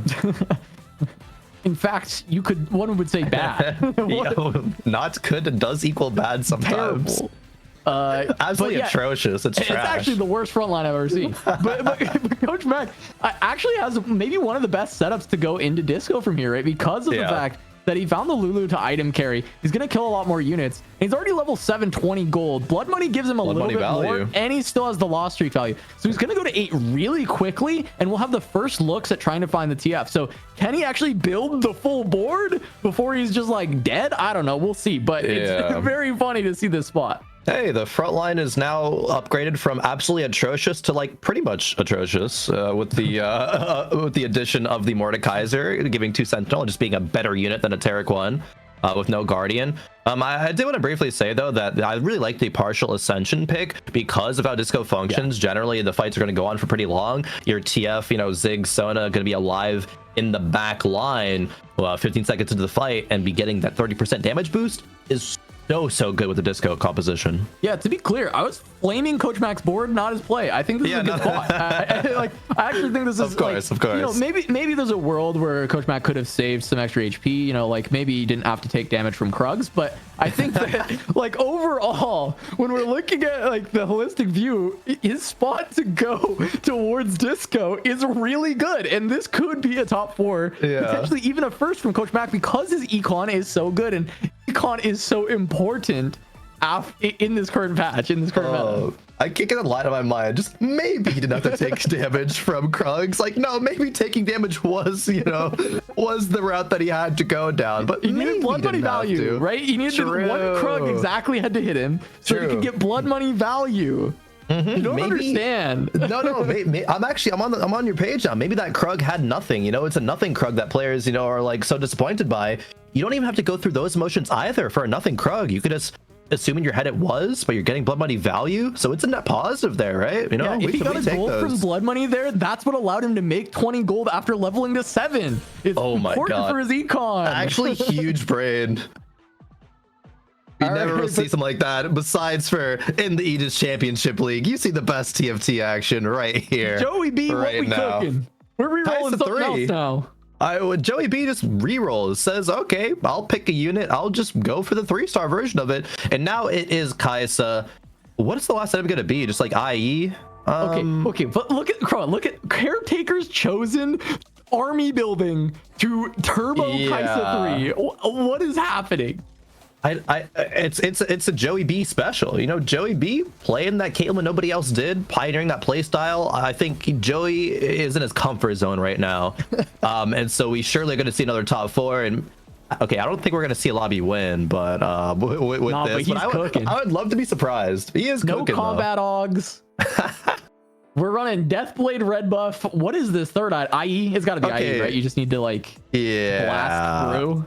I don't really like red buff for the Kaisa though. It provides a little bit extra damage, but it's not even going to be like spreading the red buff through a lot of units. Like in best case scenario, Kaisa autos one unit, dashes, ults, and hits another one to get a little bit of the extra burn value.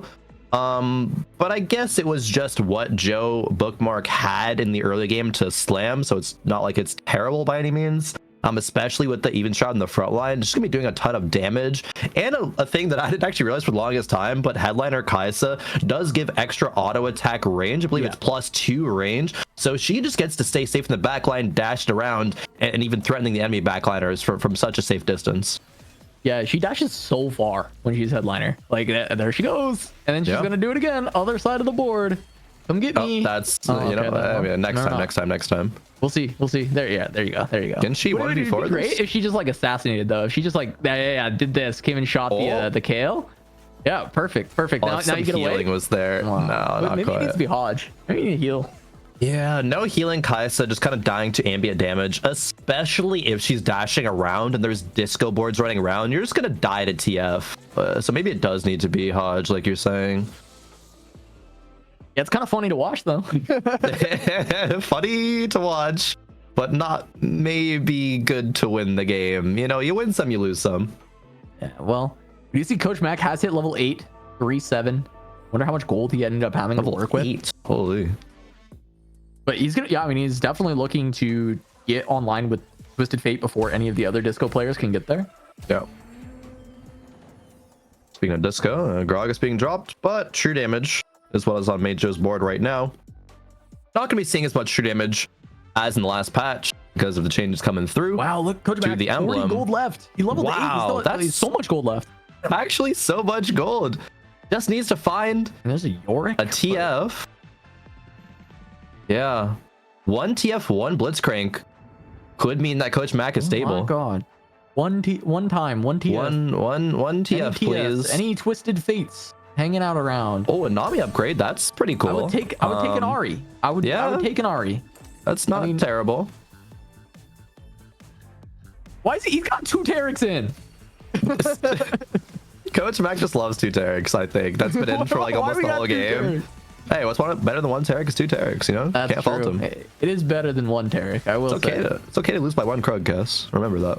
Is it okay to lose by 1 Taric? Yeah, I think so. All right. I think Coach Mac lost by 1 Taric in this fight.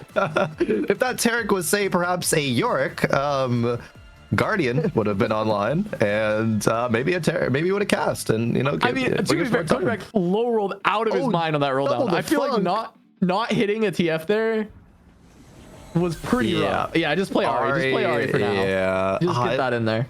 If that was a TF though, man, that would feel so much better. So good if it's TF, and like the odds were so good to hit TF. Went to 8 with like 50 gold. Like he played this game really well, and other than maybe keeping 2 Tarics on his board, still it's bugging me. But like, he played this game so well, and he's just not rewarded on these rolldowns. Oh my god! Wait, oh the Taric, it's on the bench. 2 Tarics. God. Wait, Coach Mac? Diff. Oh no! If Coach Mac loses the fight, it's definitely a. Okay, so now it's 2 Blitz. Oh, you got 5 Spell Weaver and 4 Disco. This has got to be it. Ah, we found 5 Weaver, the 4 answer. Disco has to be it. There's not 2 Tarics though, so I'm just disappointed by default. How tanky is this Nico though? Pretty tanky, right? This is pretty rough. Yeah, especially D-Claw getting buffed, right? More HP means more steadfast heart value. Ari though is going to be pretty insane with especially the buffed Archangels. Blitz is able to hold on for just a little bit longer. It's going to be enough. One more cast. Doesn't even need the cast to come through. Just Lulu plus the Nami still being alive. Coach Mac has stabilized. No thanks to that 2 Taric. One being on the bench. Fate. Let's go. Yeah, now we certainly just sell the Ari and full pivot, right? You know? No, I mean you can't. No, I know you're joking. It's just like you're just dead. it's like really rough too, because I don't know that this version is as good as it used to be, right? The TF Ari double carry version. Yep. But maybe this just has to be the board now, and Coach Mac just needs to find the upgrades, find some extra itemization, 5 Disco, 5 Spellweaver. Maybe this is good enough to climb back to the top 4. I mean, the Blitzcrank upgrade came through. You're still very ahead of the curve, right? People are not even to 8 yet or just hitting level 8, whereas Coach Mac kind of has the board online. Just needs to 2-star a couple more things. So yeah, the Blitzcrank upgrade is huge, right? Especially again considering the partial ascension. It goes online right now. Blitzcrank is dead, but has allowed enough time for Ari to clean this one up. Right, one more cast. Yeah, well, having the partial ascension in the Archangel stacking, like as soon as these items swap over to TF, it's gonna be so disgusting in terms of that power level. One cast, 15 seconds through the fight is gonna just delete 4 units instantly. Does he get a Sona here? His items are like really terrible though, right? There's like all 80 items on the bench. I know there was a glove, I think a bow. I guess a Giant Slayer is like not bad. You can just although I guess using the bow means that Rageblade Sona is going to be something you probably aren't going to be able to have. Also only having 1 item on the Blitzcrank frontliner is, a little bit sus. You'd probably want at least 2 items on him right now, especially because it's going to be kind of solo carrying your front line. All right, IE Ari, it's lit. That's the answer. We found it. Moving over to Main Joe. Still rocking with that Senna. Trying to find some pivot points here, it looks like. Obsidian Cleaver being the anvil item. This doesn't look great, Cass. Yeah, I mean, this is Pentacoli setup, but it's just like not there, right? Instead it's just a true damage board. It really wants to be Pentacoli, but instead it's this. And you really want to swap these items off of the Senna, but you really can't. At least not yet. And then there's just a Nashers on the bench. A Garen 1 with 3 items. The Kali is good, but she can only do so much work, right? Even with the true damage. It's like it's on the bench because it wants to go on the third slot for the Senna items, but they're still playing Superfan, and Superfan really wants to come out. It doesn't want to be on this board anymore. No, definitely not. Superfans. Not even enough gold to play for the random Akali 3. Do you just play 2 Akalis though at this point? I think over the Senna too. Like, yeah, for sure. Yeah, you just cut the Senna, you play 2 Akalis, play Karthus maybe. Yeah. I mean, that would have to be that board would be way stronger than this right now, right? For sure, 100%. Significantly stronger. Viego, not something you can. And this is really rolling without having open headliner, which I think is really tough. These frontline items going to go onto a Nico. I mean, that's frontline's a bit better, but not so much. And again, the Nashers, a whole item just on the bench for multiple rounds. Angel could be going out here. Yeah, dying with an item on the bench feels really, really terrible. And Coach Mac on the other side did slam that Giant Slayer that we were talking about, and it did leave him with some pretty, terrible kind of 80 items left with Quicksilver remaining.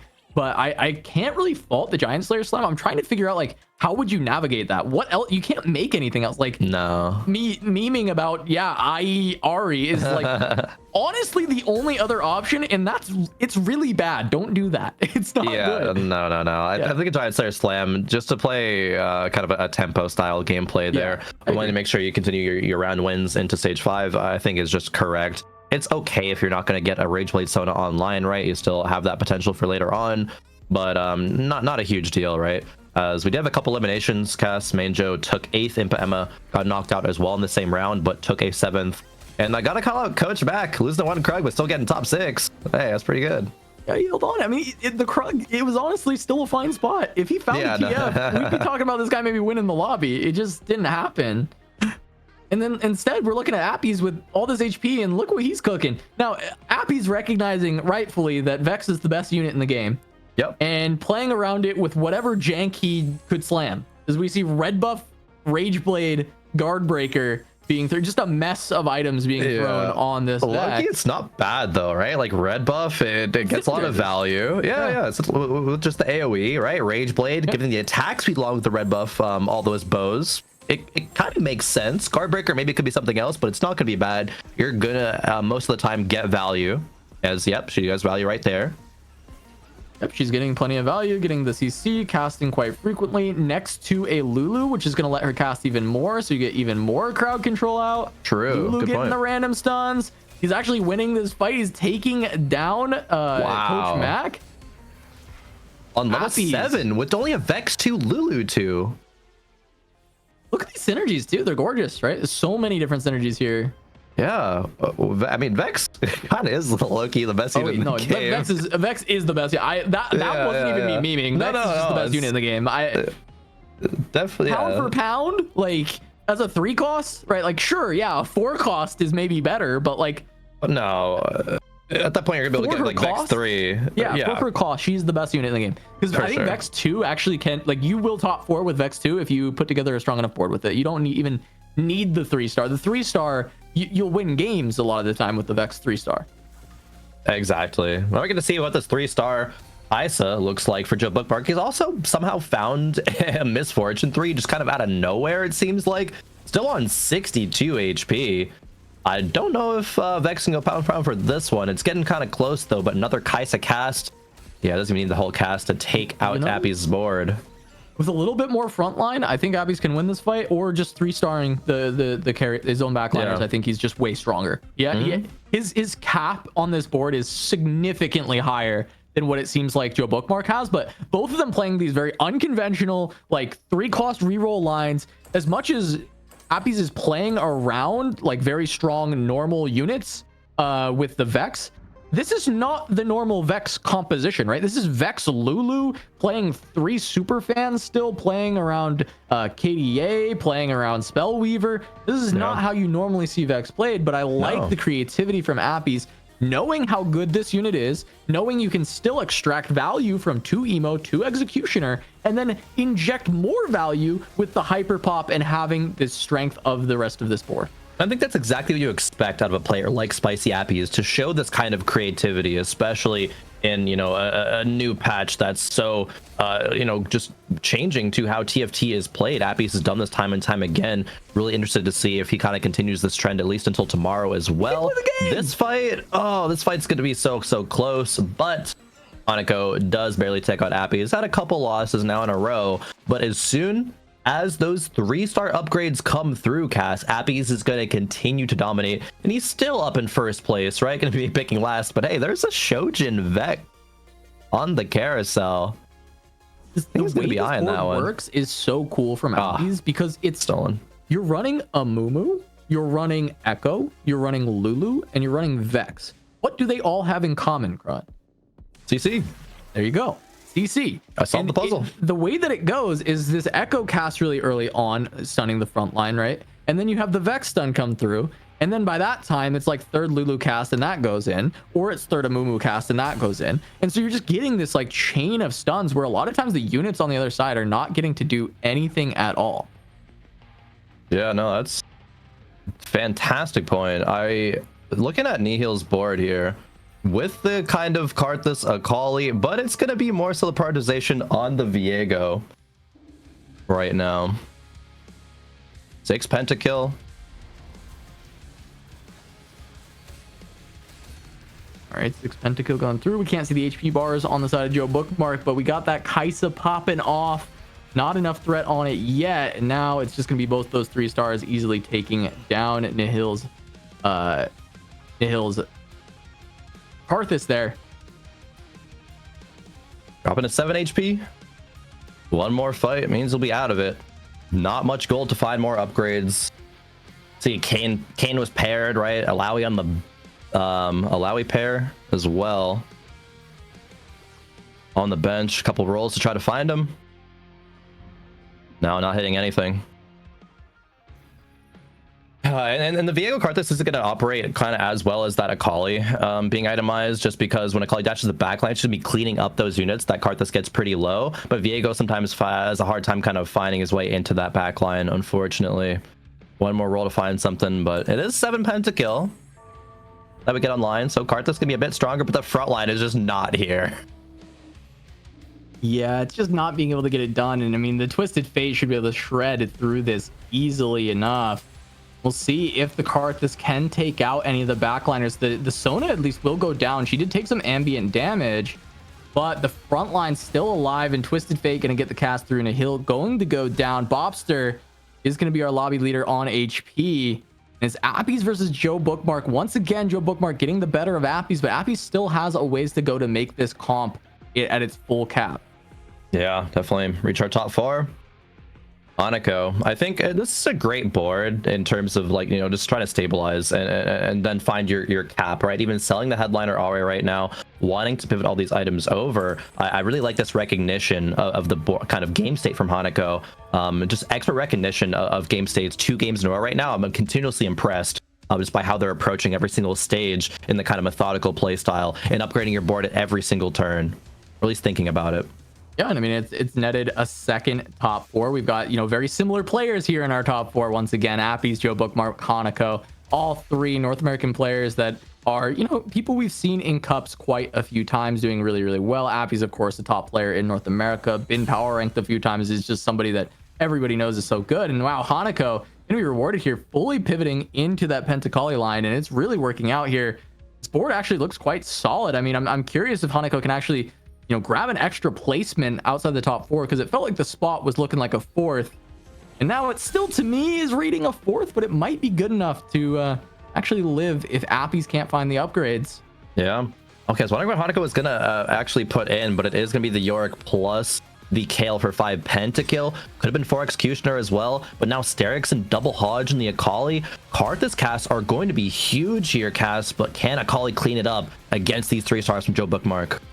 Yeah, it's gonna be really tough. It's so much extra HP because of the Jazz on the board, and you see this is a big amount of damage from the Misfortune, but Akali gets 1 more cast. She does go down, and Karthus not able to do it. Hanako gonna take some damage, so does Appies, and really just comes down to, can Hanako outlive Appies? But going down to 7, being on 1 life when Appies is potentially on 2 at 19 is very, very tough to do so. And Appies does just hit that Vex 3.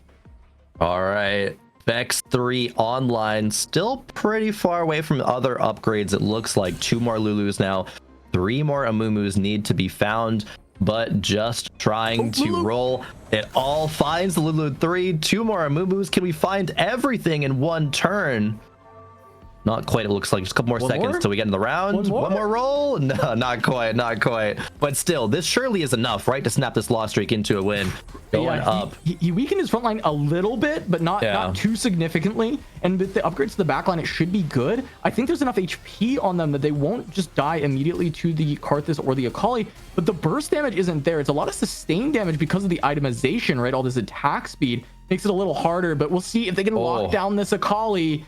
Gonna come down to this stuns. We get 1 from the Vex. Stuns again. The Where's the stun from the Lulu? Stun from the Vex, stun from a Mumu, stun from the Lulu. And there you go. Take him down. It's all the CC, cast the CC. It's so powerful. And finds the Amumu 3 so as well. Let's go. Oh man, that upgrade is huge. Appy's is cooking. All the extra HP from Three's company as well is going to be so big. And you know, that's absolutely insane. Out of this board, Appy's putting together another miracle. Absolutely. Appy's doing it again, even having two sources of MR Shred, right? One on the Amumu, but then the Echo might have some lasting power as well, especially having the 2 damage online. He's a little bit tankier, but up against Bobster with a pretty solid disco board online. All right, that disco board, we'll see if it can hold up to this. Really, the Amumu has to hold strong, as there's enough health that the backliners won't just randomly get sniped, and the Amumu's living forever, so now they're all clumped in the back, but it's still not enough. Appy's takes a big hit, and it's the burst damage not being there for the Vex that I think is making a little bit of a difference now at this stage in the game. Yes, that's slow, you know, the Ginsu's the red buff, it's doing a lot of damage over time, but getting those big Vex casts that are just deleting an entire board, it's not happening. And when you get to those backliners, one more Vex cast usually would just end the round, but it's only doing about half of the HP of those backliners instead of the full kill. And I think that's what is now hurting Appy's for all this cooking in the early stages of the game. But who knows if he would have gotten there without this kind of creative itemization and the way that he played it. Yeah, I'm not sure, right? You know, Vex being, you know, really, really solid, best unit in the game, which definitely non-ironically agree with. It did really well. Appy's was up in front of the lobbies for a very, very large portion of the game. Going to be able to, you know, land on these 3 upgraded units. I think in other lobbies, Appy's could win games with this, but just how the fights are functionally going, maybe not quite able to do it. There's not really much that Appy's can do to improve the board from this point as well. It's just, you know, positioning. Echo 2 RE2 didn't come through, and can see if it can get through Joe Bookmark this time around. All right, I mean, yeah, this has been, you know, 2 losses in a row against this from Appy's, but now all the upgrades have come through, and we were considering whether this would be a difference. I thought Appy's would be strong, but after seeing what happening as the disco board, I'm not as convinced, right? Even though there's all the CC, when I see this Vex, right, there's not the burst. Vex? No. Normally Vex 3 would just delete that unit off of the board, but because this itemization doesn't have the burst, Appy's ends up in this 3rd place. But still, I mean, what a creative composition for that top 4. I think that's really cool. If this is anything of a preview of Appy's and KDA Cup tomorrow, I'm stoked. I don't know if he's taking this as just like trying whatever comes up, or if he's, you know, these are really comps that he expects that he might play in tournament. But yeah, man, I am looking forward to it. Definitely. I think it comes player to player, like how you treat tournaments like Aegis, and looking towards you know, let's say like things like the KDA Cup. It usually is going to be, I'm just going to try to practice. I'm going to, you know, try to play well, right? But try to cook up some comms, see what strategies do pop up. But Appy's doing it now a couple games in a row, first with Disco, and now with cooking up the Vex Lulu reroll. It's still impressive to top 4 those couple of games. But now we have our top 2. And I'll be here for a couple of rounds, Cass. Bobster and Joe Bookmark were well ahead of the rest of the lobby. Now we get to see who's the victor between the 2. And this Kaisa and Misfortune is doing something nasty, right? Like, how are they winning against a disco board? I feel like this is not supposed to happen. I mean, Joe Bookmark and Appy has just been cooking, and both these games back to back, just playing crazy stuff. The Lulu reroll from Joe Bookmark in the previous game. Now it's a Kaisa reroll, playing off of the caretaker's ally, and just being like, all right, well, I guess I'm playing Kaisa this game. Yeah, just committing to it from 2-1. Oh man, I absolutely love it. The creativity is not only being seen by Appy's, but Joe Bookmark as well. I know we're talking about that Kaisa a lot in the early game, and then I think we saw around it like lose. It's like, okay, maybe it just will fall off, but I guess it's not, right? Especially with, I don't know if Joe Bookmark like high rolled the Misfortunes. We didn't quite see how that came to be, but it's really, really fascinating getting to see what can work out on this patch. It's not just that, you know, Seraphine 2-cost or Twitch 2-cost reroll that can find its way to the game. Maybe Kaisa is here and has something to say as well. All right, looking maybe 2-3 more fights. We'll see if they go back and forth or if one of them gets a huge lead. We saw the last fight was relatively close. Upgrades seem to have been found on both sides. Really, that Ziggs 2 could be a massive difference maker if Bobster can find it.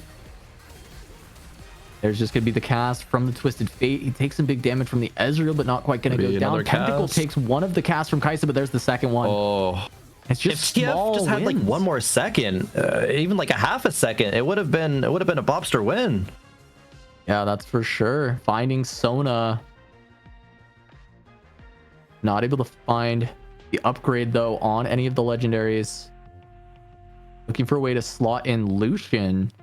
Lucian over the Bard upgrade there. Yeah. Not sure if that's actually stronger, but potential to be stronger if there is Lucian 2 found at some point. Yeah, the Shred is there, but we do have even Shroud on the Echo for Big Shot being really, really powerful here. Ezreal too, even just with double Hodge, especially as soon as it gets that third cast going off after Lucian casts, is such big value. But like you mentioned, no legendaries being upgraded from Bobster means he might fall down yet again here. Yeah, there's the cast. This time should be a win. Yeah, the Tentacle able to block a lot of damage there. Good timing. Joe Bookmark potentially on 1 life here, depending on how big the loss is, whereas Bobster should have 2. Yeah. Joe Bookmark, narrow room for error, almost none. Lose by 1 unit. Yeah, 15 base damage is by 1 unit. You're out of the game. Joe Bookmark has to make this round happen, but there's not really much more that he can do. Oh, besides for, okay, selling the frontline Echo, trying to find another replacement in tier 2 and putting these items on the Alawi, but there's a rod stuck on the Alawi, not able to get 3 items there. Might be enough if Alawi can recast and keep summoning those tentacles, though. I like the idea from Joe Bookmark. Yeah, this is a really, really good swap. We'll have to see, trying to take out that Blitzcrank very quickly. Alawi staying alive. Tentacles are starting to fall, but Alawi alive on the side for Bobster as well. First Alawi going to fall. This is a too big of a lead. This should be a cast from the TF, but no! The snipe! It wasn't enough though! The 1 tentacle survived! Okay. They traded. Twisted Fate traded with Kai'Sa. 1 tentacle alive, and it's the only possible way Joe Bookmark can live with 1 HP.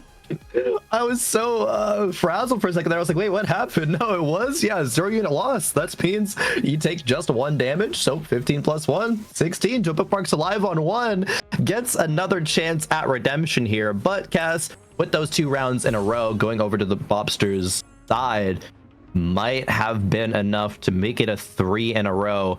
Ezreal does have red buff now, and that's a fantastic, especially when that 3rd cast comes through. Echo 2 being upgraded as well. The Alawi, right, resummoning that tentacle, seemed like it was almost enough there at the end. But this fight cast could just go either way still again. Yeah, it feels like Bobster's got it, but the fact that that was just 1 tentacle left, there's still a ways to go. And we do have that Ziggs upgrade. I'm not sure if that was their last fight, but that is massive if it wasn't. Extra respawn tentacles though are doing a lot of work in this split damage focus here. It seems like this time Joe Bookmark's just getting the upper hand in this fight. One more cast from TF though, and it gets there, and Bobster will find game number 2. Joe Bookmark gonna take a second, but both Joe Bookmark and Appy's finding top 4 in both of the games. Crowan, absolutely insane. Yeah, great games. I think there was a lot of impressive stuff from multiple players, right? I was consistently impressed with Hanako's play, but especially Bobster there at the end to close it out. Love to see it, right? That was a very, very hard fought battle for first place. We don't see that a lot of the times, but just a treat to watch. All right, well, with that, we are going to head to a break. We've got some other casters that can take you through the rest of the action for the day, so don't go anywhere. Welcome back, Moshers and Mixed Masters. It's time for Game 3. We are here to pick up the conductor's baton where Crowan and Casanova left off. I'm Soav Danham here with my good friend Invictive. And Game 3, we've had some incredible matches in 1 and 2. I mean, talk to me about what you've seen and what do you think what do you think these players are really going through now that these first 2 games of this season are down? Yeah, so I think that players are reacting to this patch in some really interesting ways. When you have these econ changes, you see players adapting to the tempo of the lobby a little bit differently, because we're starting to question how much can we roll at 6, how much can we roll at 7 to make sure that we are stable all the way through to the point where we can actually level to level 8, roll down and create a stable board around a 4-cost headliner. Because relative to previous patches, it is much, much harder to get that streak going. Yeah. and to accelerate your economy beyond like what is maybe even reasonable. But one other thing that I thought was really interesting coming out of games 1 and 2 is this idea that if you are rerolling, you have a great reaction to the meta because those reroll boards are just a little bit more resilient against the power of Karthus and Twisted Fate. Yeah, I mean, I think you're incredibly right there. You get a little bit more resiliency, and I think you also just have a little bit less to contend with in a lot of ways, right? Like looking at the way this current patch kind of shifted out, four costs really kind of came out on top here. Karthus, Twisted Fate, even for like a lesser extent, Ezreal had been strong, but like Ezreal and Caitlyn still really do pack a punch here. So I think even those 3-cost rerolls, and even as far down as your early super, you're not getting an Annie nearly as much anymore, but like there's still a little bit of space for that if you're looking for a consistent game. But who do you think was the real winner here for this patch? Because I know who I think is the real winner, what squad is the real winner here, but what comp really won at the end of this patch, Invictive, that you're seeing everybody fighting for here? Yeah, I think Disco is the one that everybody really seems to love angling into.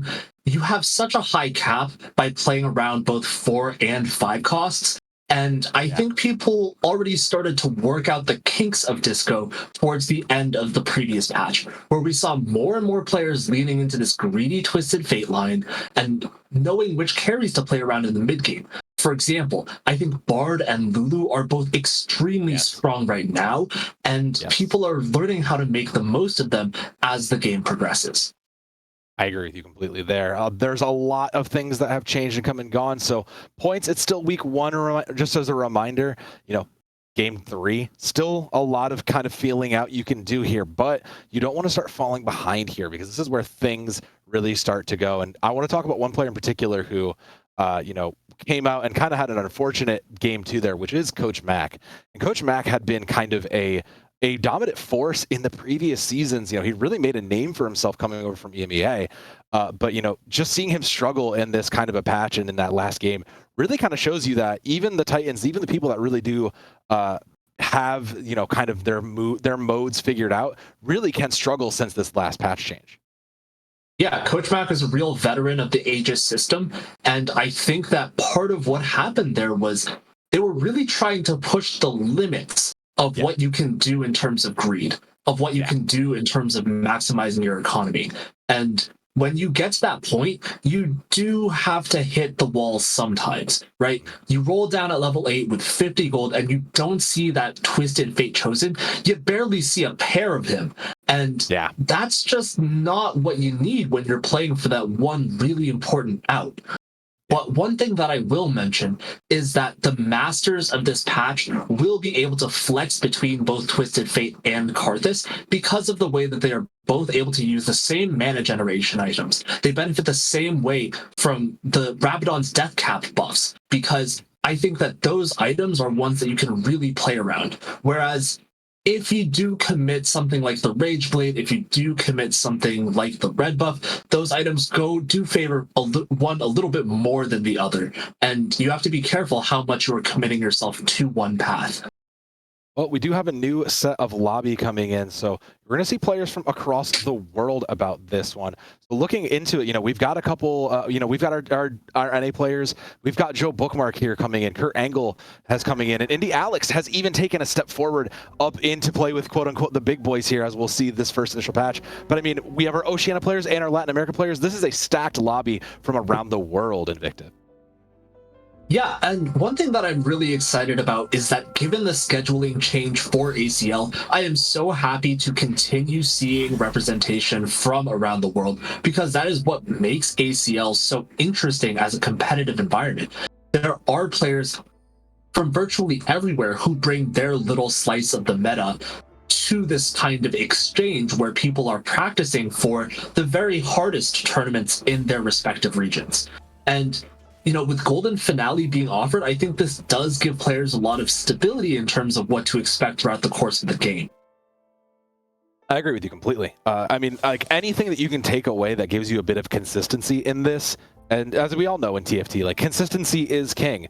Anything that you can do to give yourself a little bit of just knowing what's ahead will do it. And in this case, for Indy Alex, it's going to be, two Tom Kenches here. We're going to jump over to Kurt Angle, who was looking at those two Tom Kenches. Country did get a bit of a buff out of all this. The executioners behind it really did help, but Country kind of really almost came up from the grave. It was strong initially, kind of fell off the rankings, and now we're seeing that, Samira and a lot of these executioners that back it do so much work now. Yeah, both the executioner rework in this patch where they deal more, or they have increased crit chance, I think that really impacts Samira a lot because it affects her itemization and really allows you to do more with less. Before, I think it was very, very important to have at least one Infinity Edge, and oftentimes multiple. Yeah. But because you crit more often at a higher HP, Samira is able to stack up that style and have a more effective set of spellcasts. And I think that really changes the way that you can play Country. You are not quite as limited by your itemization anymore. As we see Kurt with a Yone pair heading into this augment selection, I don't think we're going to be going with Emotional Connection. Nah. The choice is really between, can we push the tempo a little bit with Spoils of War, or are we going to sack and really play for a 3-2, 3-5 roll down with Rich Get Richer? It really does feel like Rich Get Richer. Yeah, he's gonna send it away, and it looks like it will be Rich Get Richer there.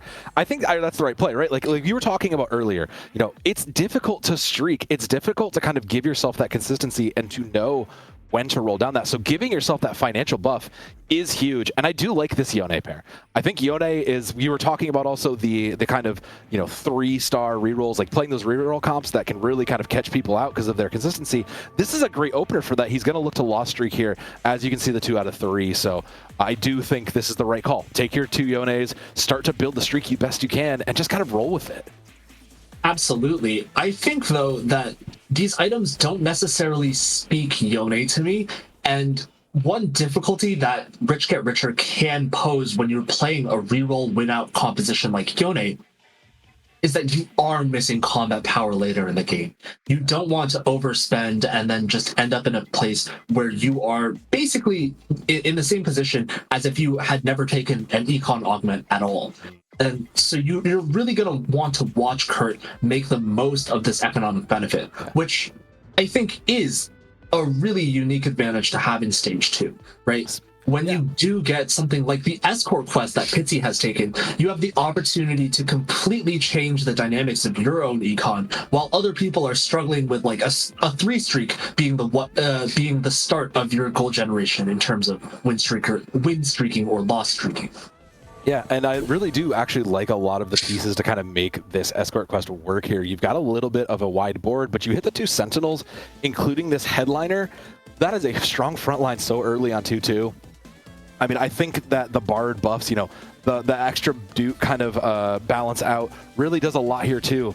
This Cassante should really just keep it going. You'll see it. He will just kind of bully his way back in. He went up, and yeah, Escort Quest looking to pay off huge dividends here. I think this is a great read for Pitsy, who's going to have to struggle to keep this going, but as long as he can keep that dummy alive, he should be in a good spot.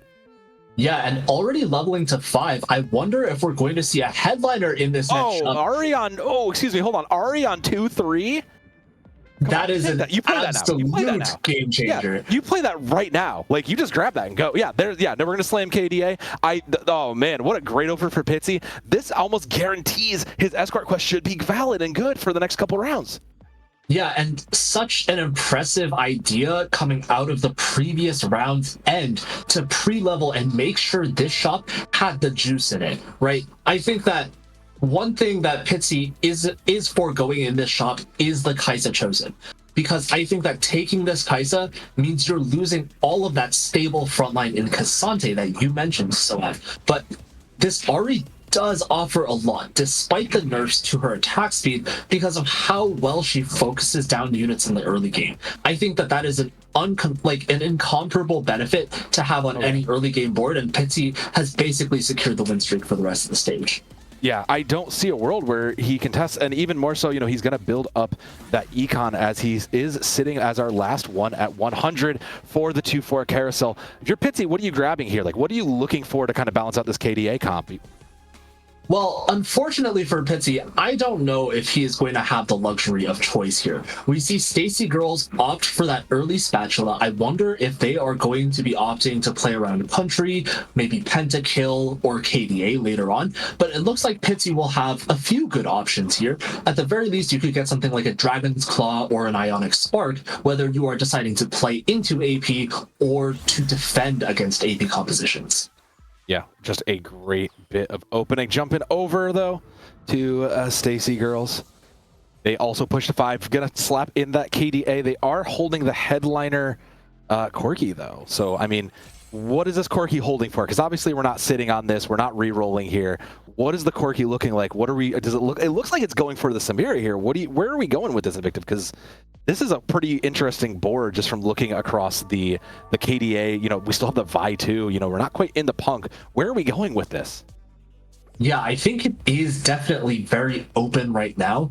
I wonder because, like you mentioned, you know, that Spat Cloak combo is going to be making Country Spat this patch and onwards, but I'm not sure about playing Country from a bit of a mixed streak as well as from a position of having no Samiras, and that really does concern me. So maybe with these early 8-bit stacks, we are going to be leaning more into that direction.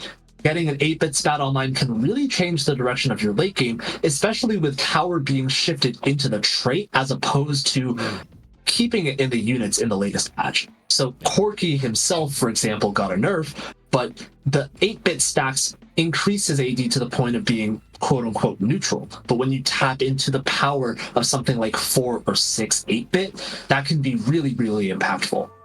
Gonna have to be a question mark. We'll look here. You know, floating around 7th place. You know, you are on the 3-loss streak coming into 2-6. So like this is, you know, you're fine to keep losing here. The question mark is you don't want to lose too much here, and you're getting a better view. It's gonna be a couple of bruisers across for the side of Indy Alex, who again, you know, dominated in the previous in our previous other brackets here, stepping up to play here, and it looks like they will make their face known here. You know, with a win. Yeah. Okay. Yeah, and it looks like the 8-bit line is contested as well, with Indy Alex picking Insert Coin this early into the game. Ooh, yeah. And with a Quicksilver slammed. I really think he's going to be leaning into that Riven reroll that we've been seeing be very dominant, really, when you get that 4 8-bit Riven online. Yeah. Jumping back to Kurt Angle here, still holding on the 2 Yones. I mean, there's a Yasuo with Edgelord in there. That has to be enticing. Yeah, they're going to grab it. They're going to slam it down. That does give them the 3 Edgelord comp. 50 gold, you're at level 5. You're kind of a little too past the point of this Yasuo reroll, though, so I'm not sure that that's the line. Are you just going to try to contest the Riven line at this point? I'm not sure where you're going if you're Kurt Angle. Yeah, I think the Yone is definitely still open. You know, one thing that the opportunity of Headliners presents is that when you have 3 or 4 of a unit already, you are just so close to hitting that 3-star upgrade. And Yasuo is going to be an excellent item holder for this Yone as time goes on. It just all depends on how much value we can get out of it and how much HP we can save, because 65 is a lot of health to have lost. Yeah, as I say, Kurt is sitting towards the bottom here, and it seems to be, it looks like they're going to build. Oh, they're going to build towards, I mean, that's like a country build. I'm looking at this as you're putting this on to the Urgot. Yeah, you can see it. They're trying to, you know, they're trying to force this country line, but it's just not quite there. And if I had to guess, Invictive, this is probably going to be one of the more contested lines down the road. You know, I might take a step back from there, and I disagree with you a little bit here, because I don't think that this is going to be playing around Urgot permanently. I just think that he's going to try to use Urgot and that Mosher synergy to get a little bit more HP saved through the mid game. Unfortunately, I don't think that has happened this fight. That Echo, that Lilia surviving on the slimmest margins of HP, and you really hate to see it because Kurt is just bleeding out here. I agree with you completely there. I mean, second augment here, it is silver, so let's see for Kurt, what can we do to stem this bleeding? I believe they took... Yeah, that's a tiny Titans. I think that stems the bleeding for sure. And Katarina Chosen might also do the trick with just the BT, I'm not sure that has a huge impact, but it's certainly better than just a 1-star Urgot. I agree with you completely on that. It is at least going to get a little bit more hopeful value. They will grab the extra edgelords though, so it looks like the edgelord line is live. Like you said, they took Tiny Titans. Do you think that's just to manage the tempo though? Because like we said, he was sitting down at 8th, and it is just kind of a band-aid. It might just be a band-aid at this point, Invictive. I think whatever band-aid you could get is a good band-aid. When you compare it to the value of other things like best friends or to maybe healing orbs, I think that you are going to get more out of this Tiny Titans right now. My only question is that with basically 1 combat augment left, you're going to have to get something very good out of your 4-2 augment slot, or you are not going to have very much combat power at all. Now, we know that's going to be gold. We could see something like heavy hitters. We could see something like live for danger.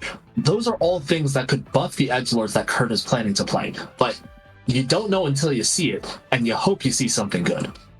Dropping down south of the border for Solduri here, coming in from Latin America. Did it hit 5 disco? They hit the Blitzcrank. Now it's just finding the missing pieces and building it in. They will take the headliner Bard to kind of hold that position for now. I mean, look, it's free Jazz, right? That's not bad. You'll take the free Jazz. That is at least a free amount of bonuses that you can take until you find your Twisted Fate. Yeah, this is an incredibly powerful position to be in. With a lot of the disco units already found, this Bard is able to help out so much in the mid game, turns out a little bit of healing and quite a lot of damage. It looks like Solduri was able to claim the win streak from Pitsy, but going up against Indy Alex, whose Olaf is actually doing a ton of work with the 8-bit spat on him, it won't be quite enough as MK Solduri does take that extra step to level 7 on 3-3 ahead of tempo, but with 40 gold in the bank, that's more than enough. Yeah, and that'll still bolt. That'll still hold. Like you said, now on fire here in the 3-4 carousel. Next spat was chosen by our bottom pair, so it's hard not to stress the value. These changes really did kind of bring in a lot of value around multiple of the spatula emblems, and I love that. It used to be you just kind of wanted a true damage emblem, and now you're seeing it. People are playing, for 8-bit, for country, and I think that's just a fantastic change that really opens up these board states a little bit more. Oh, I completely agree, and I'm wondering if Stacy Girls is going to be playing around a vertical, something like 10 pentakill, 10 KDA. Ooh. With those 2 spatulas that they've gotten, or if they are just going to make that Tactician's Crown and get an extra unit on the board, which can be so powerful in a situation like this to rewrite the ship and to get things going in the right direction. But I really have to recount some funny experiences here, because Go for it. On ladder, in challenger level play, I've seen players ignore the Tactician's Crown to keep 2 spatulas open when certain spatulas like true damage stat were very overpowered. So we'll see how much Stacy Girls and other players are willing to value the potential of hitting those verticals relative to, let's just get 1 more slot. Yeah, I think that is going to be the question mark here, but it will unfortunately be a loss for Solduri. You'll take your bonus, you'll take your free item at least, but hey, you've got points to bleed. It does knock it down a bit to 3rd, but I don't think that's too miserable. I think my concern for Solduri though is going to be is it a different time. Stacy Girls did make the Tactician's Crown, so we have our answer here. And now my question mark is, what are we doing with this? We're still pretty wide overall here, Invictive, and it looks like we're just kind of waiting for like an answer. We're waiting for a sign almost, because we're level 6, we have 50 gold. What are we waiting on here? Yep, absolutely. I think we're waiting on, for one, that this Heartsteel cash out could provide us a little bit more direction. It could give us units that we like to see, or it could give us an item that really says, hey, I prefer maybe Ezreal a little bit more than Samira if I get dropped 2 tiers out of here. Or I prefer Samira more than Ezreal if I get dropped another Infinity Edge. Those things could really sway Stacy Girls' decision making here, but it is a tough position to be in because we are waiting for that decision to come in, and I guess one thing that makes us a little bit more comfortable about that is the fact that we are getting value out of vampirism, right? Yes. This augment has been strong for the whole set at both silver and gold because of how powerful it is to get value out of losing. And it looks like we are going to cash out. No stakes raised here. And yeah, just a okay, we hit a second IE though. That's a great line. Yeah, it's going to be the second. Yeah, okay. I don't. You know, you'll take your cash out here. You'll have to go with this into the Wolves on 3-7. Like, I think that does give us a lit. They will pull the Executioners. I don't know that you have enough for, like, I don't see a ton of Vex pieces. You did hit Samira too from the shop, and this is a bit of a mighty roll down here. Do you think it was enough based on what we've seen here? Because this is still a bit precarious. Yeah, I actually completely agree with you that this is precarious until you see the country Samira in the shop. And that makes me a lot more comfortable for Stacy Girls. But even so, you are still 3 Samiras away from getting really strong. And you did go for the Tactician's Crown as opposed to that +1 to country. So we've taken a little bit of a safer option here. Is it going to be enough to get us over the hump? Is it going to be able to get us to the promised land of having a Samira 3, a Sep 3, an Urgot 3, a Vex 3, all of these useful upgrades that we could get towards the end of Stage 4, the beginning of Stage 5? Or are we going to bleed out because we've only got 40 HP left to play with? Well, Indy Alex is going to make sure that the rest of this is there, but Horse is in, and the rest of the damage has come through, so the slams have been good. And down in 8th place, Stacy Girls is just holding on to it, so they'll sit in 8th place for now. But like you said, this is a great start and a great change, but you still got some work to do. Country 5 is going to have to do a lot of work here. Going over to Indy Alex, though, as we hit this final gold augment. I mean, 8-bit 4 looking pretty good. I believe that was Take My Sword, yeah. So we're going to get a little bit of extra damage here. The Ribbon's online. It looks pretty good here. Edgelord for 8-bit. Alex has to be feeling himself right now with how this has played out. Yeah, one thing I would point out is that I guess there are a few pieces still missing from this board. Yeah. You really want to see Kale. You want to see Viego. Those pentakill units can have a huge impact on the way that Riven scales through the fight. It can determine whether she's strong enough to take down Twisted Fate at the end, or if she's just stuck behind a Blitzcrank getting discoed on. And with 6 Rivens, much like for Stacy Girls, Indy Alex is in a position where you are in a race against your HP bar, and that might turn out badly, or that might turn out very, very well. Another thing that I really want to comment on for the way that this game is going to play out is just how many people have opted to go for 3-cost reroll as Riven is on the misfortune, and Joe Bookmark is going to take a nasty loss in the middle of Stage 4. Ooh, that is a huge comeuppance there. Yeah, Riven, you were wondering if the Riven's going to get stuck, and it turns out the Riven is not going to get stuck from that. So Joe Bookmark will take the hit, and that was a win streak, I believe, hurt there. So Indy Alex, you know, we called him out earlier. He's playing up. He's not hit Challenger before, but he is really looking here in 4th place like he can be a contender against these giants, against these titans. He's really showing that he can muscle his way in and kind of play with the best. Yeah, and conversely, it's a tough spot for Joe Bookmark, who's in even worse economic straits than I would say Stacy Girls or Indy Alex, who are hovering at around roughly 30 gold. I think Joe's got 10. I think he's pulled down. Yeah, I think he's all the way down. And that's not a lot of misfortunes to hit either. It's not a top tier line.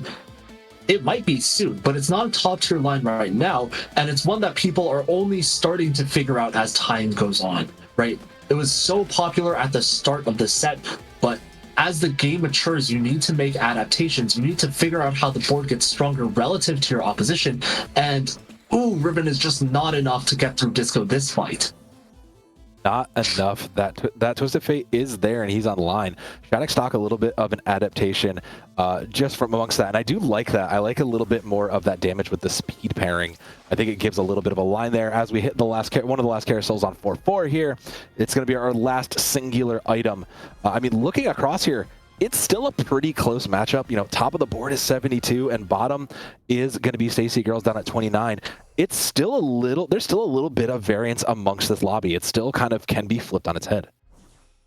Oh, absolutely. I really want to see who is going to hit first out of these rerollers, forcing all of the others to make that most important roll down, right?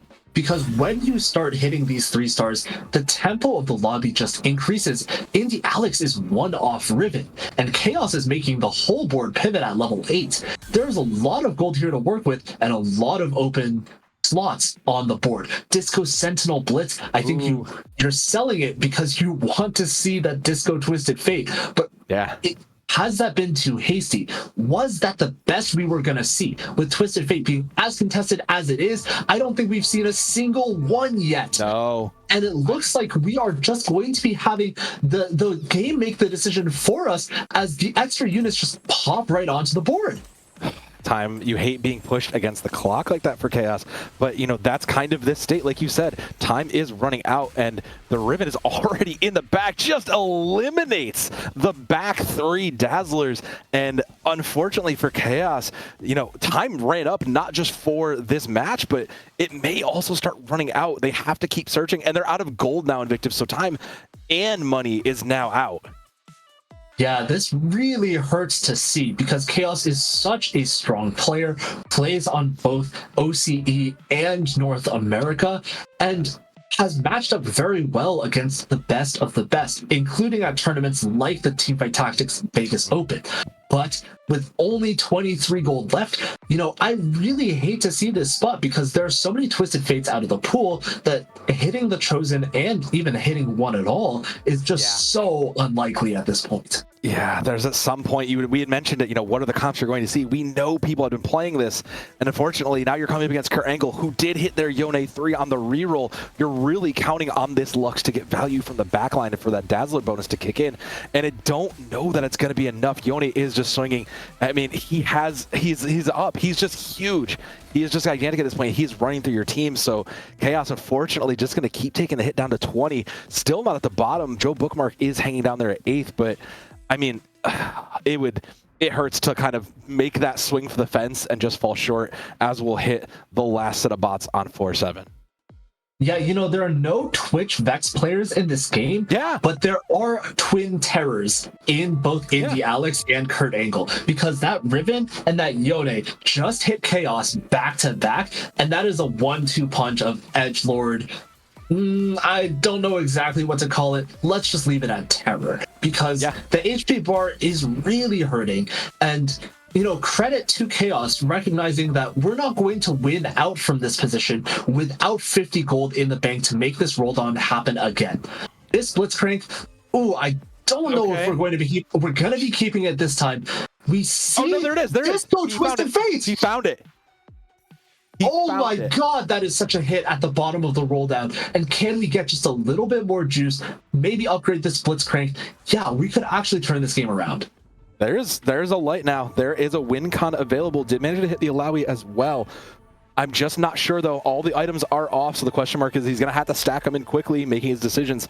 This is still a pretty fragile front line. Nothing's really paired, and you know the rest of the game around you has leveled up, as you can see it. So, you know, as you can see, the particle effects are going to keep slamming, but you're going to have to slam those items down. Is it enough in time? Your Blitzcrank's still up, but the other Twisted Fate on opposing you just seems to be putting out a little bit more. No, the other Twisted Fate falls from across the board, and Chaos lives for now.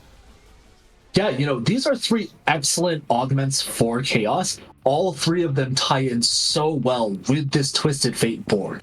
But it also feels like we've gotten a little bit fortunate to be fighting someone like Solduri as they're just about to get to level 9. It looks like Pitsy and Solduri at the top of the lobby have both been able to greed while remaining relatively healthy, and they're going to be getting access to legendaries in a way that Chaos is just not going to be able to do for a very long time. We're still stuck on Blitzcrank 1, let me remind you, and this is a very, very tough position to be in, sandwiched in between the top and the bottom. Yeah, you've nailed it entirely, and it will be, it looks like one of our MK players from Latin America across from them this time. Again, you know, it's a Twisted Fate mirror after this, so let's just see where this goes. The items are out. The gauntlet on MK seems to be a little bit stronger, but not enough. The front line just went through. The Poppy falls, and the rest of the front lines will fall through, so Chaos is going to hold on for now. We'll have to check back within as them a little bit later, though. They have kept themselves alive, and we did see our first go out there. Joe Bookmark goes out in 8th, a terrible hit to the start of the season, but sometimes that's just the way these bounce. As we'll jump over to Sebvik and see and catch in with them. They are sitting at the middle, nearing this as well, almost nearing that elimination point. Yeah, I really hurt for Joe here because it is tough to go 8th in week 1. It's not the best note to start on, but you've still had 2 good games already today, 2 top 4 performances, and 1 more chance to prove yourself right after this. It looks like for SebVK that we've gone into Twisted Fate, but we really had to flex a little bit here, and I'm not sure that is going to be enough against the Riven board that is both stacked and well optimized. This Twisted Fate simply does not have the anti-heal, simply does not have the burst damage to get rid of this Riven, and that is part of what makes her so powerful in this meta, is the fact that she shields herself. She's CC immune. She chews through frontliners like it's nobody's business, and then she ends up in the back of your club, dealing huge damage to your main carries. 5-4, first full item carousel here.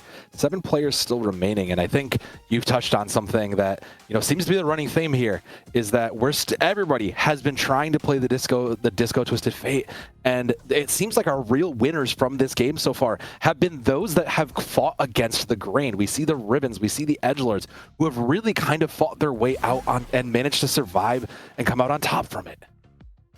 Yeah, and I think that even if they are still within the meta, the Edgelords do offer a really strong counterpoint to the 4-cost play, because it's almost like a balancing act, right? I'll bully you until you hit Riven 3, until you hit Yone 3, something like that, but after that point, the tables are really turned, and it's up to the 4-cost players to get to level 9 and put a full board of legendaries together. Otherwise, you are simply not going to have the stopping power against some of these 3-cost 3-stars. Yeah. Looks like Blitzcrank going to get held up there by the tentacles. Smart play just to buy a little bit of time. But I don't know for Sebek that even matters. You've already cleared through most of that front line, and you've basically got your way through. Twisted Fate has gone through uncontested, so you remain alive here. And in fact, we will lose Chaos, which is tragic, as we were following them a little bit before this. So, a breath of fresh air for Sebek. We'll hold on to 6 for now, but you are still not out of the woods here. Where do we need to go, Invictive? Because the board is pretty much set. I can see, we've paired almost everything except for our Blitzcrank. I mean, where do we go from here? We can't really do much. What are we rolling for? Yeah, in terms of intentions, I feel like Seb is stuck in between rolling down at level 8 and going to level 9. The first time that we checked in with Seb, they were at 50 gold, but they had taken 1 too many bad losses, and they started that roll down. It looks like they got a little bit more economic strength back and then had to roll down again. Right now, they're saying, maybe I could get a 5th out of this. But up against Kurt Angle, I'm starting to doubt that, because this Yone is untouched so far, and the heal cut is just not there. No. It's good to have that level of, we know what best-in-class items are, but sometimes you need to play into those different items. Speaking of Kurt Angle, we'll pick up where that left off, as we do lose Seb there in 6th place. So Kurt Angle holding down 4th place here, still a little bit of breathing room. You're at 17, you're not too far down. You did hit a 2 streak, and you have 4 Crowd Diver on board, and Crowd Diver is one of those comps that, has always kind of been in the background. It's been a strong comp. It does a lot of work, and the longer these fights go, the more it benefits you. But I think the real, like you said, the real winner here is the Yone and the Edgelord 5. Yeah, for sure. And I think this set of synergies for Crowd Diver 5 Edgelord is really very synergistic for this Yone. I think that while 6 Crowd Diver has been very, very strong historically, this mix of traits is probably the strongest we're going to see on this patch. Really scared of that board. The only complaint I'd have against it is the lack of combat power. But here we are with Stacy Girls, who's put together a 9-piece country board. But I am not 100% sure that we've got enough 3-stars to make this dinner come home. No, I'm not sold on it. Bruiser 4 is a lot of back end, and you did hit a lot of pieces. You're protecting your Samira, and you do have the Vex. I'm not sold on it versus something like this Riven, though. So coming into this fight, it's going to be a bit of a toss-up here, and it is on the line here for Stacy Girls. So coming in is going to be, you know, how this plays out is going to be really important. Yone does get in there. I'm sorry, the Riven does get in there, manages to live, continues to stay through. Shields come through. Nothing doesn't get taken out. Dies for now. Samira is alive and untouched in the back, so Stacy Girls lives for now. Yeah, and I think that, you know, we've seen a few fights maybe be decided by the relative power of the Ghost board, but Stacy Girls is going to have one more turn to make something magic happen, and this Thresh 2 might just be enough. You know, with 2 Warmogs on it, I think that that's going to be a pretty big shield, maybe 2 casts if you get pretty lucky. And that could really swing the fight if you're going up against someone like Solduri, who could be very well clumped up for this Thresh to take advantage. Going to come down to the board positioning here. Samira now just safely tucked away onto the right side here. Playing for their lives, Stacy Girls looking for more. Seems to be pretty covered down versus Solduri. The Alaois continue to swing, tentacles continue to fly. Horses in. And it seems like we're going to start seeing our first cast. That is a shield come through from the Mixmaster in the back, but I don't think that's enough. There is just so much raw health on this country squad that it is going to be enough. The set is still alive, still has their stone plate up, and they will live on here and knock out Solduri. So Stacy Girls clutches into the 4th spot, and that golden glow is a sigh of relief for them. Yeah, and 3 out of the top 4 players in this lobby, again, are rerollers. You see how well these boards do against Twisted Fate boards that haven't hit their cap yet, because of just how powerful it is to go up and be able to tank 1, 2, or 3 ultimates from that Twisted Fate.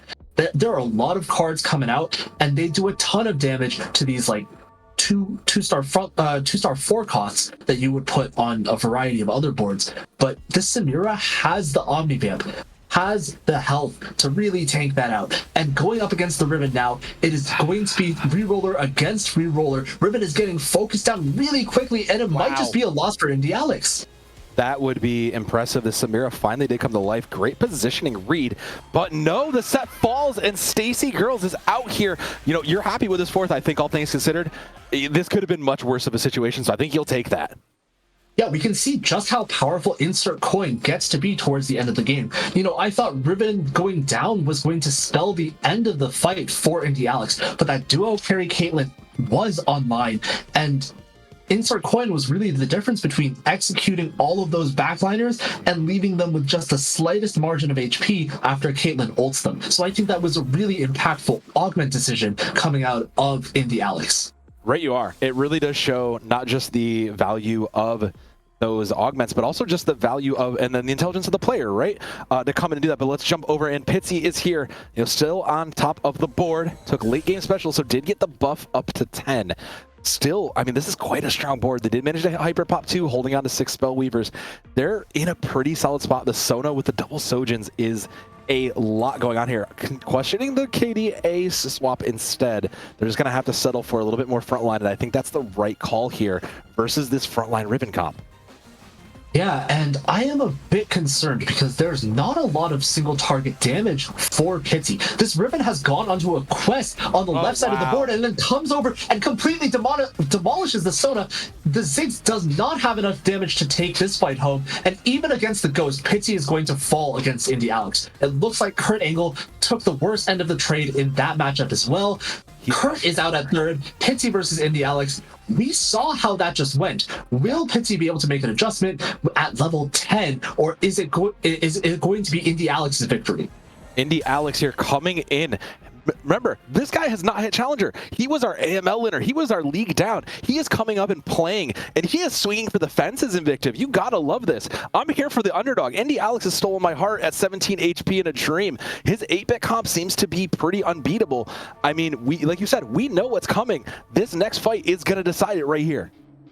Yeah, one thing that I will note is that this Riven is not making the best possible use of the corners of the board the way I've seen other Riven players do it, but she is through to the back line. It does not matter. She's on the Sona, executed, Ziggs, gone. Pitsy is going to fall at second place, and Indy Alex will take game 3 of week 1 of the ACL. Wow, what a statement from the AML champion, coming in here and swinging for the fences. I'm sold. Like, sign me up. I'm in the fan club. Indy Alex was dominant last season in AML, and he is coming up here and playing. You know, for someone who, look, I'm going to say it, for someone who's not great at this game, at seeing someone like that come up, that's a story I can believe in, and that's someone I want to follow the story of, and I want to get to know. How is he doing it? What do I need to do to be like Indy Alex to swing up against these Titans like that? Yeah, I completely agree. Indy Alex's story is an absolutely inspiring one. And I think that we got to start talking about something like a home court advantage, right? Yeah. I think Indy Alex feels right at home here. He's got players who he knows cheering for him, and that can make all the difference, right? This is a very comfortable environment, and Indy Alex has absolutely mastered it. He has shown already that ACL is not necessarily quite as much of a challenge as all these challenger players might pretend it is. It looks like David's going to hold off the Goliath for now. We're going to take a quick break, catch our breath from all that incredible action. Game 4, the last game of the night, will be here after a quick break. Welcome back, all you emos and edgelords out there. We've got the final game of the night here for the ACL League. I'm still so up here with Invictive. And coming off of that banger of a Game 3, Indy Alex has given himself now a step forward, hitting up to 12 points. But we still have to talk about the monster in that room and also in the league right here, and that is Pitsy going into Game 4. Yeah, absolutely. Pitsy with 22 points coming out of 3 games is absolutely enormous. And, you know, if I were him, I would really be looking to close the day out on a strong note. We've already proven that we can play really well in this lobby, going all the way to level 10 and falling just short to an edgelord board that was so very strong. Yeah. You know, I think that if Pitsy is able to put together another good game plan for this game, we might be looking at the week 1 points leader. I mean, it's already looking like that. Considering the next in second place is 21, there's still a little bit of a gap to be had. But this last game is going to decide and tell us a lot about the coming weeks. I think the other thing it tells us about the coming weeks here, though, Invictive, is what is everybody's ideal comp to be moving into, and that is Twisted Fate. Oh, absolutely. It was so hotly contested in the lobby that we just watched. We saw a variety of like tempos and means of hitting Twisted Fate, building a board that was successful around him. I think we maybe saw a few failed attempts to make a successful Twisted Fate board, with things like Poppy Chosen holding us over until we could get 6 Disco online. You know, that might have been a little bit of a challenge. I would like to see a little bit more pentakill play in this lobby, because that might balance out the forecast odds a bit better. I agree with you completely. I mean, anybody who has even played this game and made it into, heck, you don't even need to make it into Challenger to know that once you play into those multi-contested comps is when it starts getting harder to do. Karthus wasn't really touched there. Executioners were very minimal in this board, so I think going into this game, these players have to be a little bit more aware of that. You know, we saw Country Board do pretty well. Those kinds of other S-tier comps still have a lot of viability and seem to go uncontested going into Game 3 and maybe Game 4 here. Absolutely. And I think that one other thing to speak on there is, you know, which reroll paths are players going to take? Is Joe Bookmark willing to put more points on the line to play around Jazz Misfortune, or was that something that only worked under the specific conditions of something like Game 2, where he was able to get an early Kaisa 3 from Caretaker's Chosen? I think he's really going to have to weigh things like that into consideration if you are going to try to cook up a reroll comp.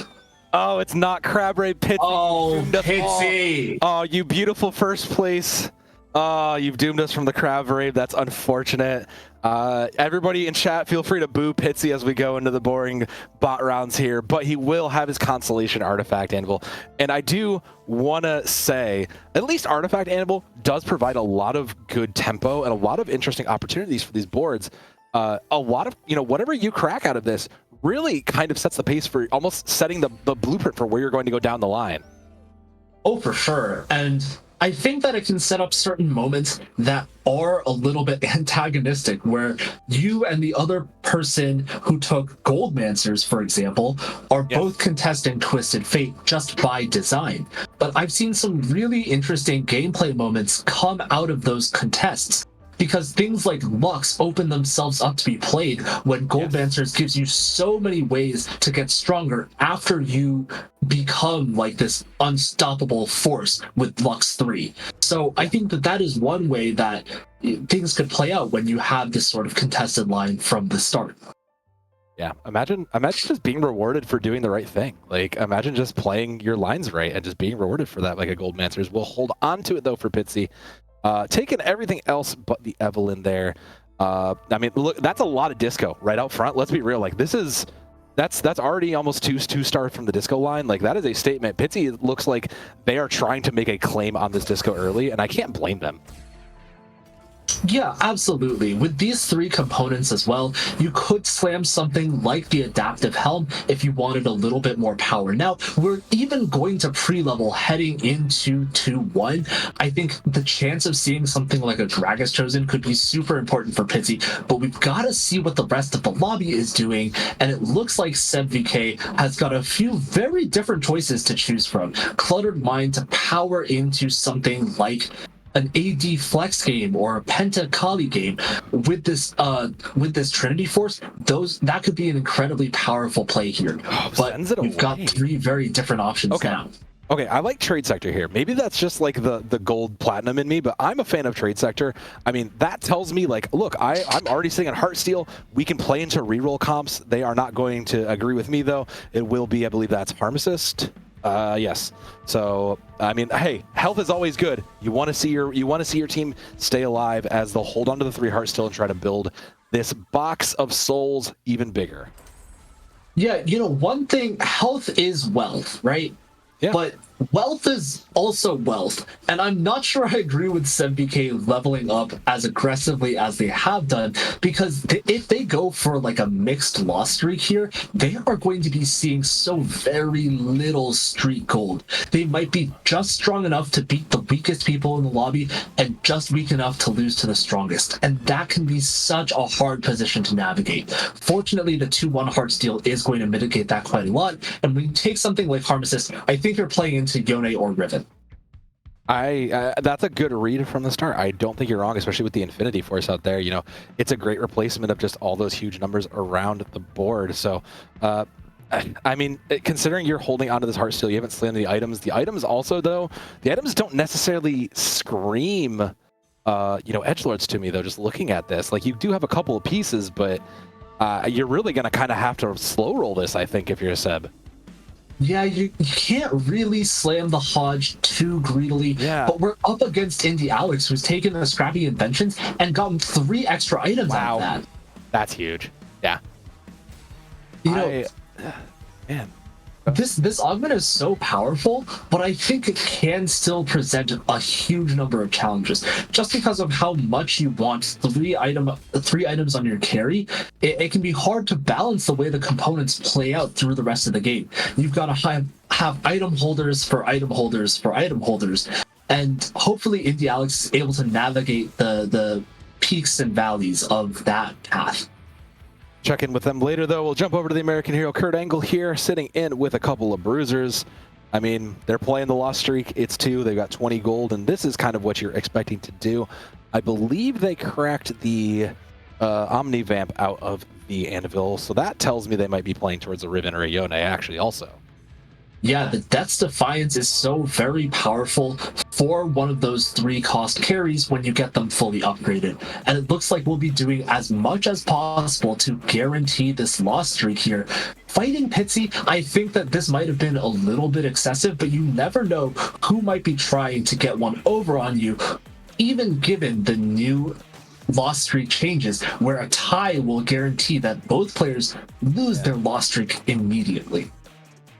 It is hard, you know, navigating these kinds of changes really is one of the hardest part of this recent patch, right? You know, we saw a lot of top-end players, you know, trying to make sure, because it's just easier to take the loss streak and go, and you know, you want to talk about balancing out consistency. It is the easiest way, but you know, Mordog really cursed us here with that punishment, so they'll have to balance it out and as we head into the 2-4 carousel. And Kurt Angle now at the bottom for that. You know, it's securing your loss streak, and again, at what cost? You're down quite a bit of health from that net gain of money.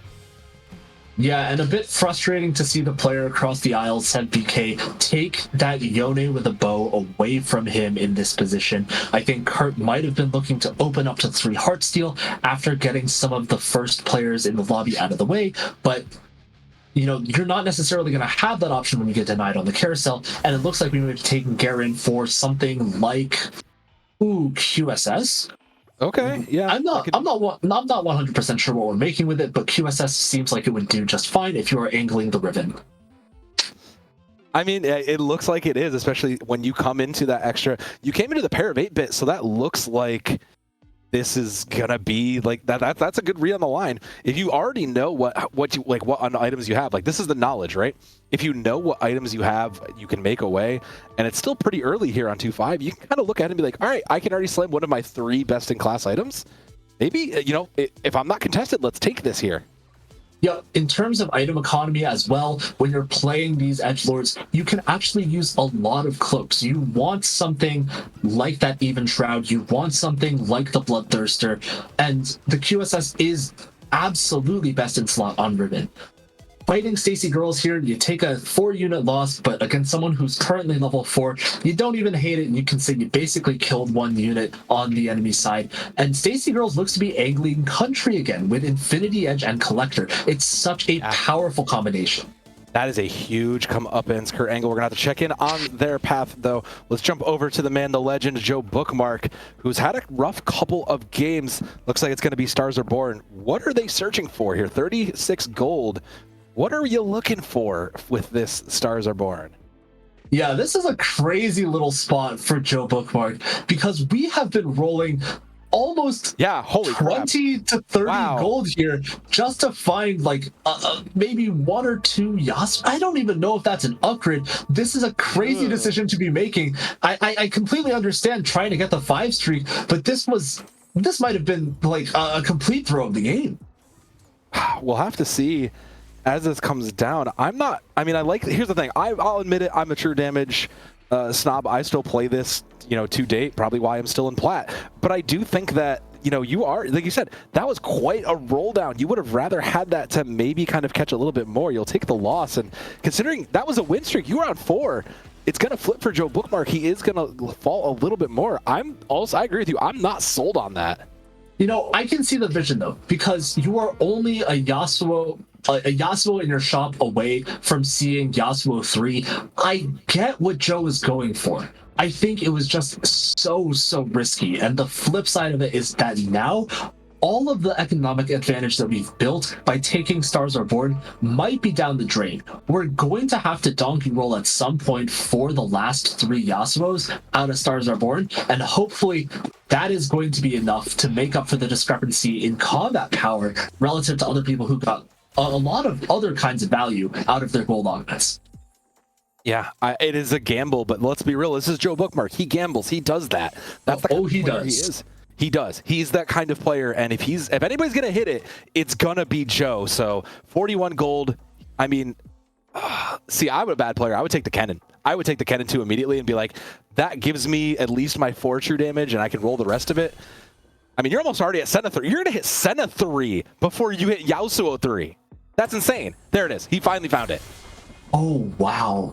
But here's the thing, right? I think Joe is one of the most experienced Stars Are Born players on the entire server, maybe in the world, because of how much he pioneered playing around Caitlyn in the previous set, both in terms of tempo and in terms of reroll. I think this is a spot Joe is comfortable with. It's just not a spot I'm comfortable with, and that explains the way that I've been reacting to it, but I'm sure Joe is right at home. Yeah, look, I'll be like full transparency. I saw Joe rolling and I'm like, yeah, this is normal. This is what you do. You just kind of fish for whatever you're looking for and you will get it. Unfortunately, the fishing has come up empty as the Yasuo doesn't look like he's going to be able to hold his own here against the Country across from him. So, I mean, let's be, like you said, I mean, Joe spent so much to get that. And he still has so much to do for the second augment. Like, he has so much more building to do, and it has to start with his augment right here.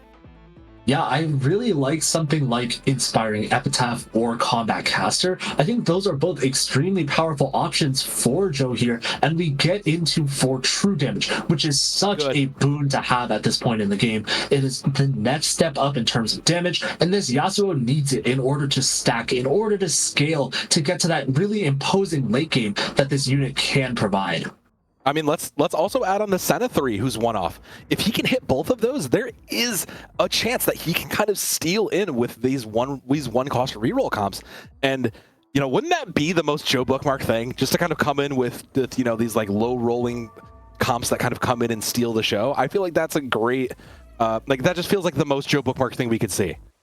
Oh, absolutely. And I think finding this path through the game is one of the things that Joe is most talented at, right? Finding a path through the game that you don't expect, whether that is through extreme tempo in the form of escort quest and pivoting into like a powerful late game board, or really establishing the ground for like a reroll composition early. I saw him playing Corki 3 earlier today. I think he is really trying to get as comfortable as possible with these one costs.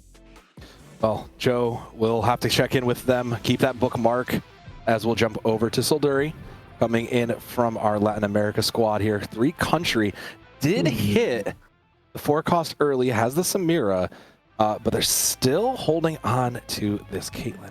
What is our Caitlyn just holding for now? Because we're still kind of holding on to, interesting, we're holding on to the Goldmancers there, just kind of onto it. Yeah, I think that this is a very, very powerful spot for Solduri. You know, there's one option, which is to play standard, to play around that Karthus, but with as many 2 costs out of the lobby as there currently are, I think you could go for a vertical pentakill Kayle. This is something that players like Dish Soap have been saying is good for a little while, and this Kayle could be the answer to get both a lot of economic power throughout the game with the Goldmancers, as well as, you know, a ton of late game power with a Kayle 3. But unfortunately, we're going up against Chaos's Bard 3, and that is going to be way too much power for the mid game right now. That's Jazz, baby. Bard 3, he's got the super fan item. Yeah, that is a rough spot to be in there. So you'll take the loss. Unfortunately, you'll hold on to the gold. But we're going to jump over here eventually to the 3-4 carousel. And we've got a lot of things happening in this lobby that, you know, I mean, this is, let's be real here, Invicta. This is game 4, right? This is the moment to make those pop-off chances to make a name for yourself on week 1. Yeah, you might also just be tired. It's 10:30. You might have had work today. Yeah. Like someone like Joe Bookmark might be just saying, F it. I'm going to take the spat. And even though he doesn't have an open sword, that is a true damage spat. That could be what takes him over the edge and into the victory, or it could just turn into a dead spat and send him straight to 8. Jump over back to the Pitsy, the monster in the room here, cashing out 63 gold at level 6. It looks like he's going to swing for the disco fences. Let's see if the ball is live. Hit 3, but I don't think he's going to be able to push up and find the Twisted Fate, so this will be his consolation for now. 40 gold, it's basically 50 gold. That's still a pretty good spot to be in, all things considered. He did hit Twisted Fate, but it's not his thing, and he has 2 Gambler's Blades out there. That's nuts. Yeah, I think that's a very interesting drop to have received. It is going to mean that a lot of your board power might actually be in having, like, oh, he reforged it and got a collector? No, Okay. that might have been even worse. Wow. Oh, unfortunate. Pitsy is going to go ahead, though. They will have their backline still standing, but the Aphelios isn't enough there. He'll take his win and his gold and go on forward. So yeah, I think Pitsy just got like 6 to 8 gold from that one fight, and from like 3 different sources. That was a little bit odd to watch, but I'm gonna be honest, I'm completely happy with it. We've got a gem, we've got a gun, and we've got a sword. We've got everything that you could ask for to go lead to the fight, and Pitsy is leading the fight for the points leader here as they slam the pentakill 3 for now. I mean, I love this. This is still very flexible, though. I think that's the thing that I love most about this. Like, you were asking somebody, please move into pentakill here. There's still a bit of flexibility. You have the disco option, but you're still holding on to your headliner that you might want down the line. And that is a great read from Pitsy here. That is your #1 leader in, you know, in perfect motion. Oh, for sure. And I think Caretaker's Chosen is an augment that players are learning to use more and more, because I think that this kind of econ environment for TFT allows you to play for this kind of level 7, level 8 roll down. A lot of the time, Caretaker's Chosen allows you to craft the comp as you go. It is so much gold. Oh my goodness, yeah. Sorry, I didn't mean to undercut that, because Caretaker's Chosen has been an absolute mover, but it's so hard. He's literally making it rain. I can't say anything about that. I think it's so hard to watch him just make it rain there. Jumping over, though. Let's check in with our winner from the previous round here on the 3-7 bots. It's India, Alex. And I mean, you know, it's not the reroll comp he was in before, but he did hit the headliner Misfortune, so he's in a good position to run this Superfan Jazz comp. Yeah, I wonder how Misfortune plays without something like the Rageblade. You know, Rageblade has been favored from the start of the set for its ability to scale on Misfortune. Misfortune is known to scale very, very well with attack speed, but that is not what is going to be the third item for Misfortune here. So I'm curious to see whether she is just going to be the item holder, or whether there is really a Misfortune 3 down the line here. I mean, let's remember, he took the augment that gives you a bunch of random bonus items, like bonus, you know, it transforms 5 of them, right? I can't remember what it is off the top of my head, because I'm very, thank you. He took Trappy Inventions, and that is a huge thing to play around. Like, you can't just, like you said, you have to kind of leave that open. Big Grab Bag also did come in a lot, so he's really all in on just trying to get as much value from these items. It may even mean just kind of getting, you know, a random cape on Misfortune that kind of doesn't do a lot. Yeah, I think this is such a challenging position to be in because of just how many decisions you've had to make. Slamming the Even Shroud is a really good start to get Shred on for this Misfortune, but it doesn't look like the frontline is going to be enough relative to Chaos's Bard 3 and Echo 2. And, you know, I think that the sheer number of items might have prevented Indie Alex from having the ability to roll this turn just because of the number of decisions that he had to think about. The combinations that were available to be made. That's Jazz baby! We'll leave you on might be an interesting way to cap out this game. Yeah, that might be. We'll have to check in with him later. Let's jump over to Kurt Angle, who, you know, look, last time we saw him was sitting at the bottom. Started at the bottom, still at the bottom, Kurt Angle, but he is in for 8-bit and for Edgelord, so he's kind of found what he's looking for. The Riven is online, but the rest of this board's looking pretty sparse, Invictive. Yeah, I actually feel like he's got to keep the Gnar in for a round because he's got 2 Kales, and oh my gosh, sells a Kale to get another Caitlyn, doesn't want to lock the shot, and says at 10 HP, I'm turning the ship around. One way or another. He is going down with this ship, and we'll have to see whether the ship sinks or floats for now. He is coming up against Joe Bookmark, who's sitting in 3rd place, though. And Joe Bookmark's front line is a little bit lacking, so he might be able to take advantage of this. The Riven is live, and it is tearing through. And she is tearing through this, getting in, and it's not a question here. Kurt Angle will live to fight another day. Well, here's the thing, though, is the Yasuo was able to clear out a lot of the opposition from, you know, the entire other, like, the opposite track around the board. And I think Riven will win this duel, but Joe was able to survive and save quite a lot of HP in this confrontation. Oh, 1000%.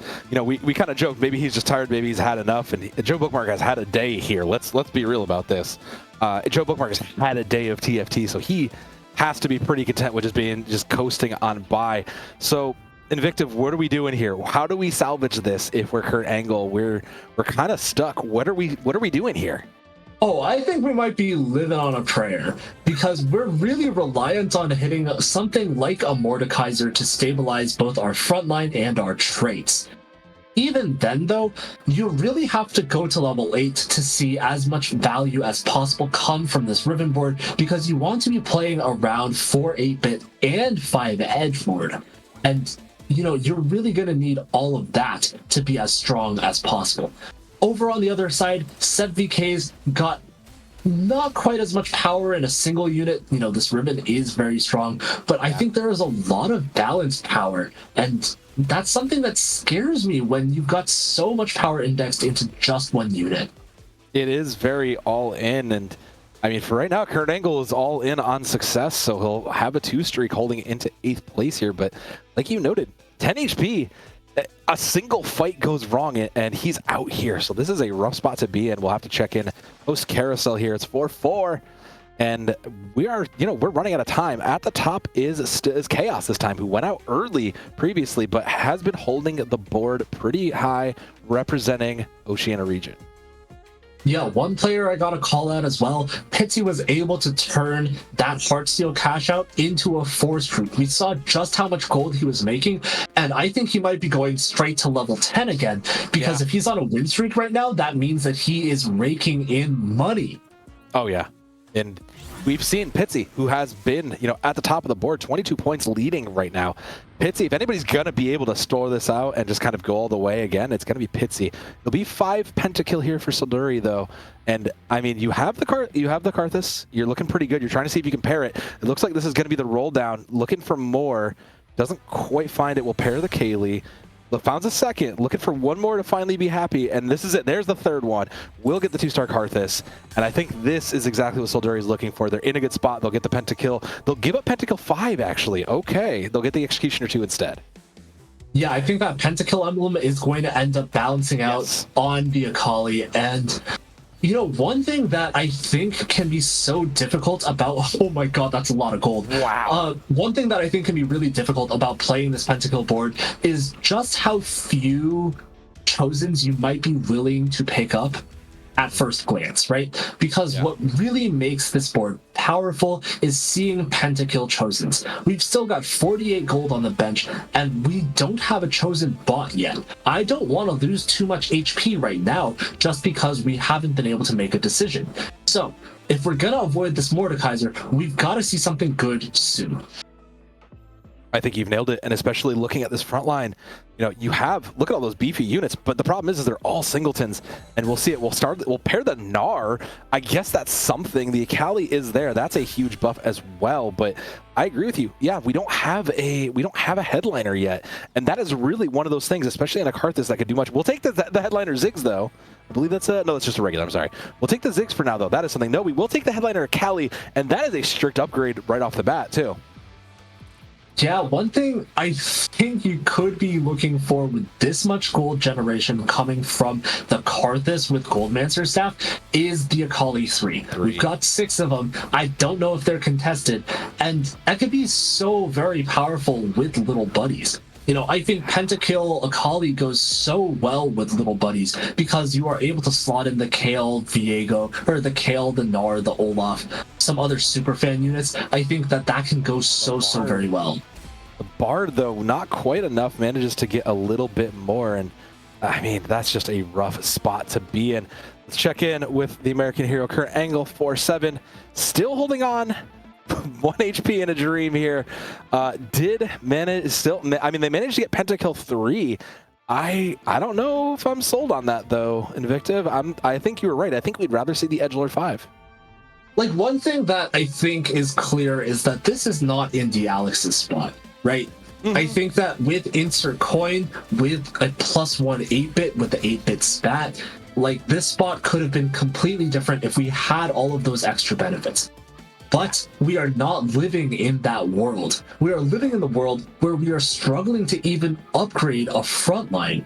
And that is so difficult to deal with when they basically disappear in an instant, and then there are 8 units targeting your Riven. That can't be good, even with the Death's Defiance on her. It's a very tough spot to be in, and I mean, you're gonna have to slam whatever's left here, and yeah, you're gonna take the belt. I guess that's gonna be the best option you can get if you're Kurt Angle. So we're again, like you said, we're gonna hope for and dream here. It's just basically this Riven against the world. Coming in against Chaos at the top of the board, though, the Riven is gonna have to get in deep quick, but it looks like the Riven was not enough for now. It's still alive, but the rest of the units for Chaos are just in. The Riven falls, and we'll say goodbye to Kurt Angle, who's gonna have to settle for the 8th place on this one. A valiant attempt made, but unfortunately just didn't quite pan out. Yeah, you really hate to see it. I think that with something like the heroic grab bag, you are playing around the concept of like perfect zero, right? Yeah. You want to hit everything that you need to finish the game. And unfortunately for Kurt, we've got 9 ribbons, but 0 Mordekaisers. And with Pentakill being as contested as it is, I'm not necessarily surprised. I'm just a little bit disappointed that that was the outcome that ended up taking place for Kurt. And here for Seb, I feel like we might be in a similar situation. We've just gotten the Yone 3 online, but we had to settle for Heartsteel Yone. And that means that we aren't getting all of the trait power that we otherwise would have. Joe Bookmark isn't necessarily strong enough to take this down just yet, but maybe at the end of the game when this Yasuo has like 15 to 30% more AD, that could be possible. Yeah, I think you're right on that. Joe Bookmark's still hanging in there, and so is Seb VK, who is going to hang on to it. You know, Crowd Diver again, you know, Crowd Diver is one of those tougher comps, right? Because the longer it hangs in there and the more value you get, the longer you fight, you can pay off from it. And it's a tough spot to be in, though. Like, I don't know that you have time if you're Seb. Yeah, this is a really, really tough position to be in. If I'm Seb, I see the 16 gold I have on my bench and I am rolling it. I think you've got to try to upgrade something like the Zed in order to get 1 or 2 extra placements. You've got a lot of items on him. You've got a lot of items on Viego, and unfortunately in this fight he's going to get burned down by this Samira. Stacy Girls is in a much better position relative to their position last game, and this Samira has probably been making a ton of gold. Oh gosh, yeah. I have to imagine for Stacy Girls is just feeling loaded. The bench is looking pretty empty on their side, but I mean, this Yone's still up here. Let's be real. The Samir, like, it got into the backline and the Yone is still swinging, so it was enough for Seb to keep hanging in there. We're questioning, you know, do you have enough frontline power? And it turns out the Yone might be enough here as we hit 5-4. I'm looking at these emblems. There's a lot of different appealing things out here. Oh wow, a pentakill spat could completely win the game for someone like Solduri. Hopefully they've been holding on to those Olafs and those Nars, because if they did find the pentakill chosen that they were looking for, this means that they could go to level 9 and play 10 pentakill. That could be a complete game changer towards the end. It might force every other player to roll down, because there might just be no beating someone who is at that level of trait power. Yeah, that is a huge, huge comeuppance. So we'll have to check in, but for now it'll be the additional Heartsteel. You know, it's just now it's finding for Seb. Like you said, what are we doing here? What are we going to do? And it looks like it's going to come down to let's just position the best we can and swing for the fences here. Top 4 still being fought out. Seb in 6th right now, holding on, trying to clear and get the last of these points. And this Yone, I've been watching, I've been staring at it. I have to give it to this Yone. This itemization really did kind of turn out for the best. Yeah, absolutely. And it just remains to be seen whether the positioning is going to be good enough. This Yone chews through the entire club front line of Solduri, and that is just going to completely swing the fight. The Karthus does not have the single target damage at the end, but Solduri's still got 30 gold left in the tank. A lot of room to work with.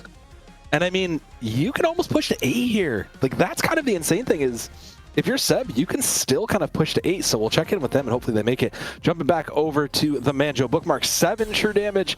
Didn't quite clear enough with the emblems, but an interesting board state they've got here. They did hit the Senna 3. It's not perfectly itemized, but I do like the Morellos. That kind of heal denial is so important in a lobby like this. Yeah, I think we've ended up in a very interesting spot. We're 1 turn away from getting a Heartsteel cash out that could be very impactful, but we're angling for 10 or 9 true damage, and we're up against the Yone. We've got the anti-heal on him from the start of the fight, but Senna already got hit by Yone's slash of the sword. It looks like he's going to go back around to fight the Yasuo. Brother on brother action. Yasuo will fall, Senna will fall. It's over for Joe Bookmark. Unfortunately, we're not going to be able to see the cash out, and it's going to be a 6th. You know, if I were Joe Bookmark, I would just pack it in, throw the book away, and just come back next week. Like, it is not your week. So, you know, we did manage to clear down, like you said. We're coming down to the top 5 as we hit the dragon on 5-7. And Solduri still holding on, looking for 10 pentakill, has 8. I mean, it's not like you're going to find a lot more here. They will, looks like they will get rid of one of their things. They'll have the emblem available. What are we looking for here? We have 64 gold.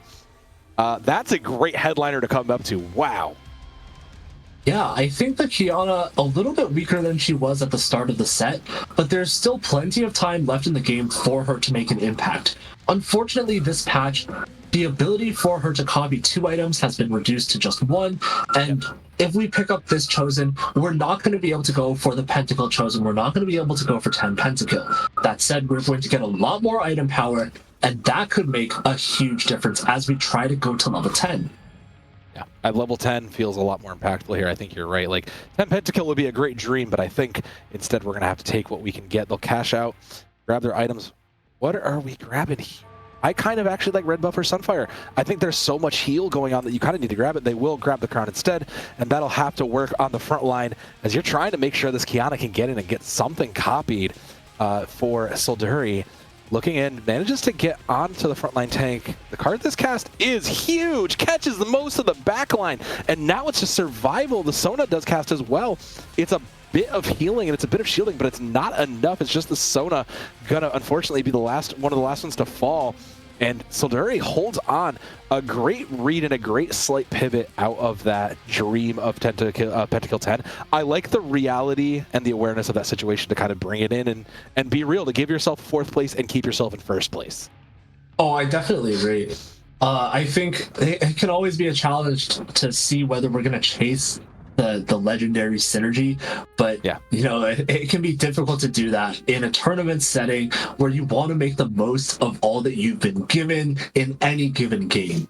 And here we are with Chaos, who took the opportunity to get this Bard 3 online so early on. I think that, you know, this Bard probably has like 6 or 7 dudes it's going to be spreading damage onto, but does it have the raw DPS to keep up with something like Samira 3? I mean, we're going to find out. The best case is it's going to have the healing, and he will be backed up by the Twisted Fate with the Hexblade on it. So there's a lot of healing in the background. Unfortunately, what isn't there is the front line anymore, as the country just kind of runs through, and the Samira just continues to make it ring gold and execute there. Wow. Stacy has been in an impressive spot across the board. Unfortunately, that's going to be the end. So we will have our 3 Chaos goes out in 4th place. So let's check in with Pitsy. Yeah, it looks like Pitsy found a way to get rid of the... they just put the collector on move, so I see. Sure.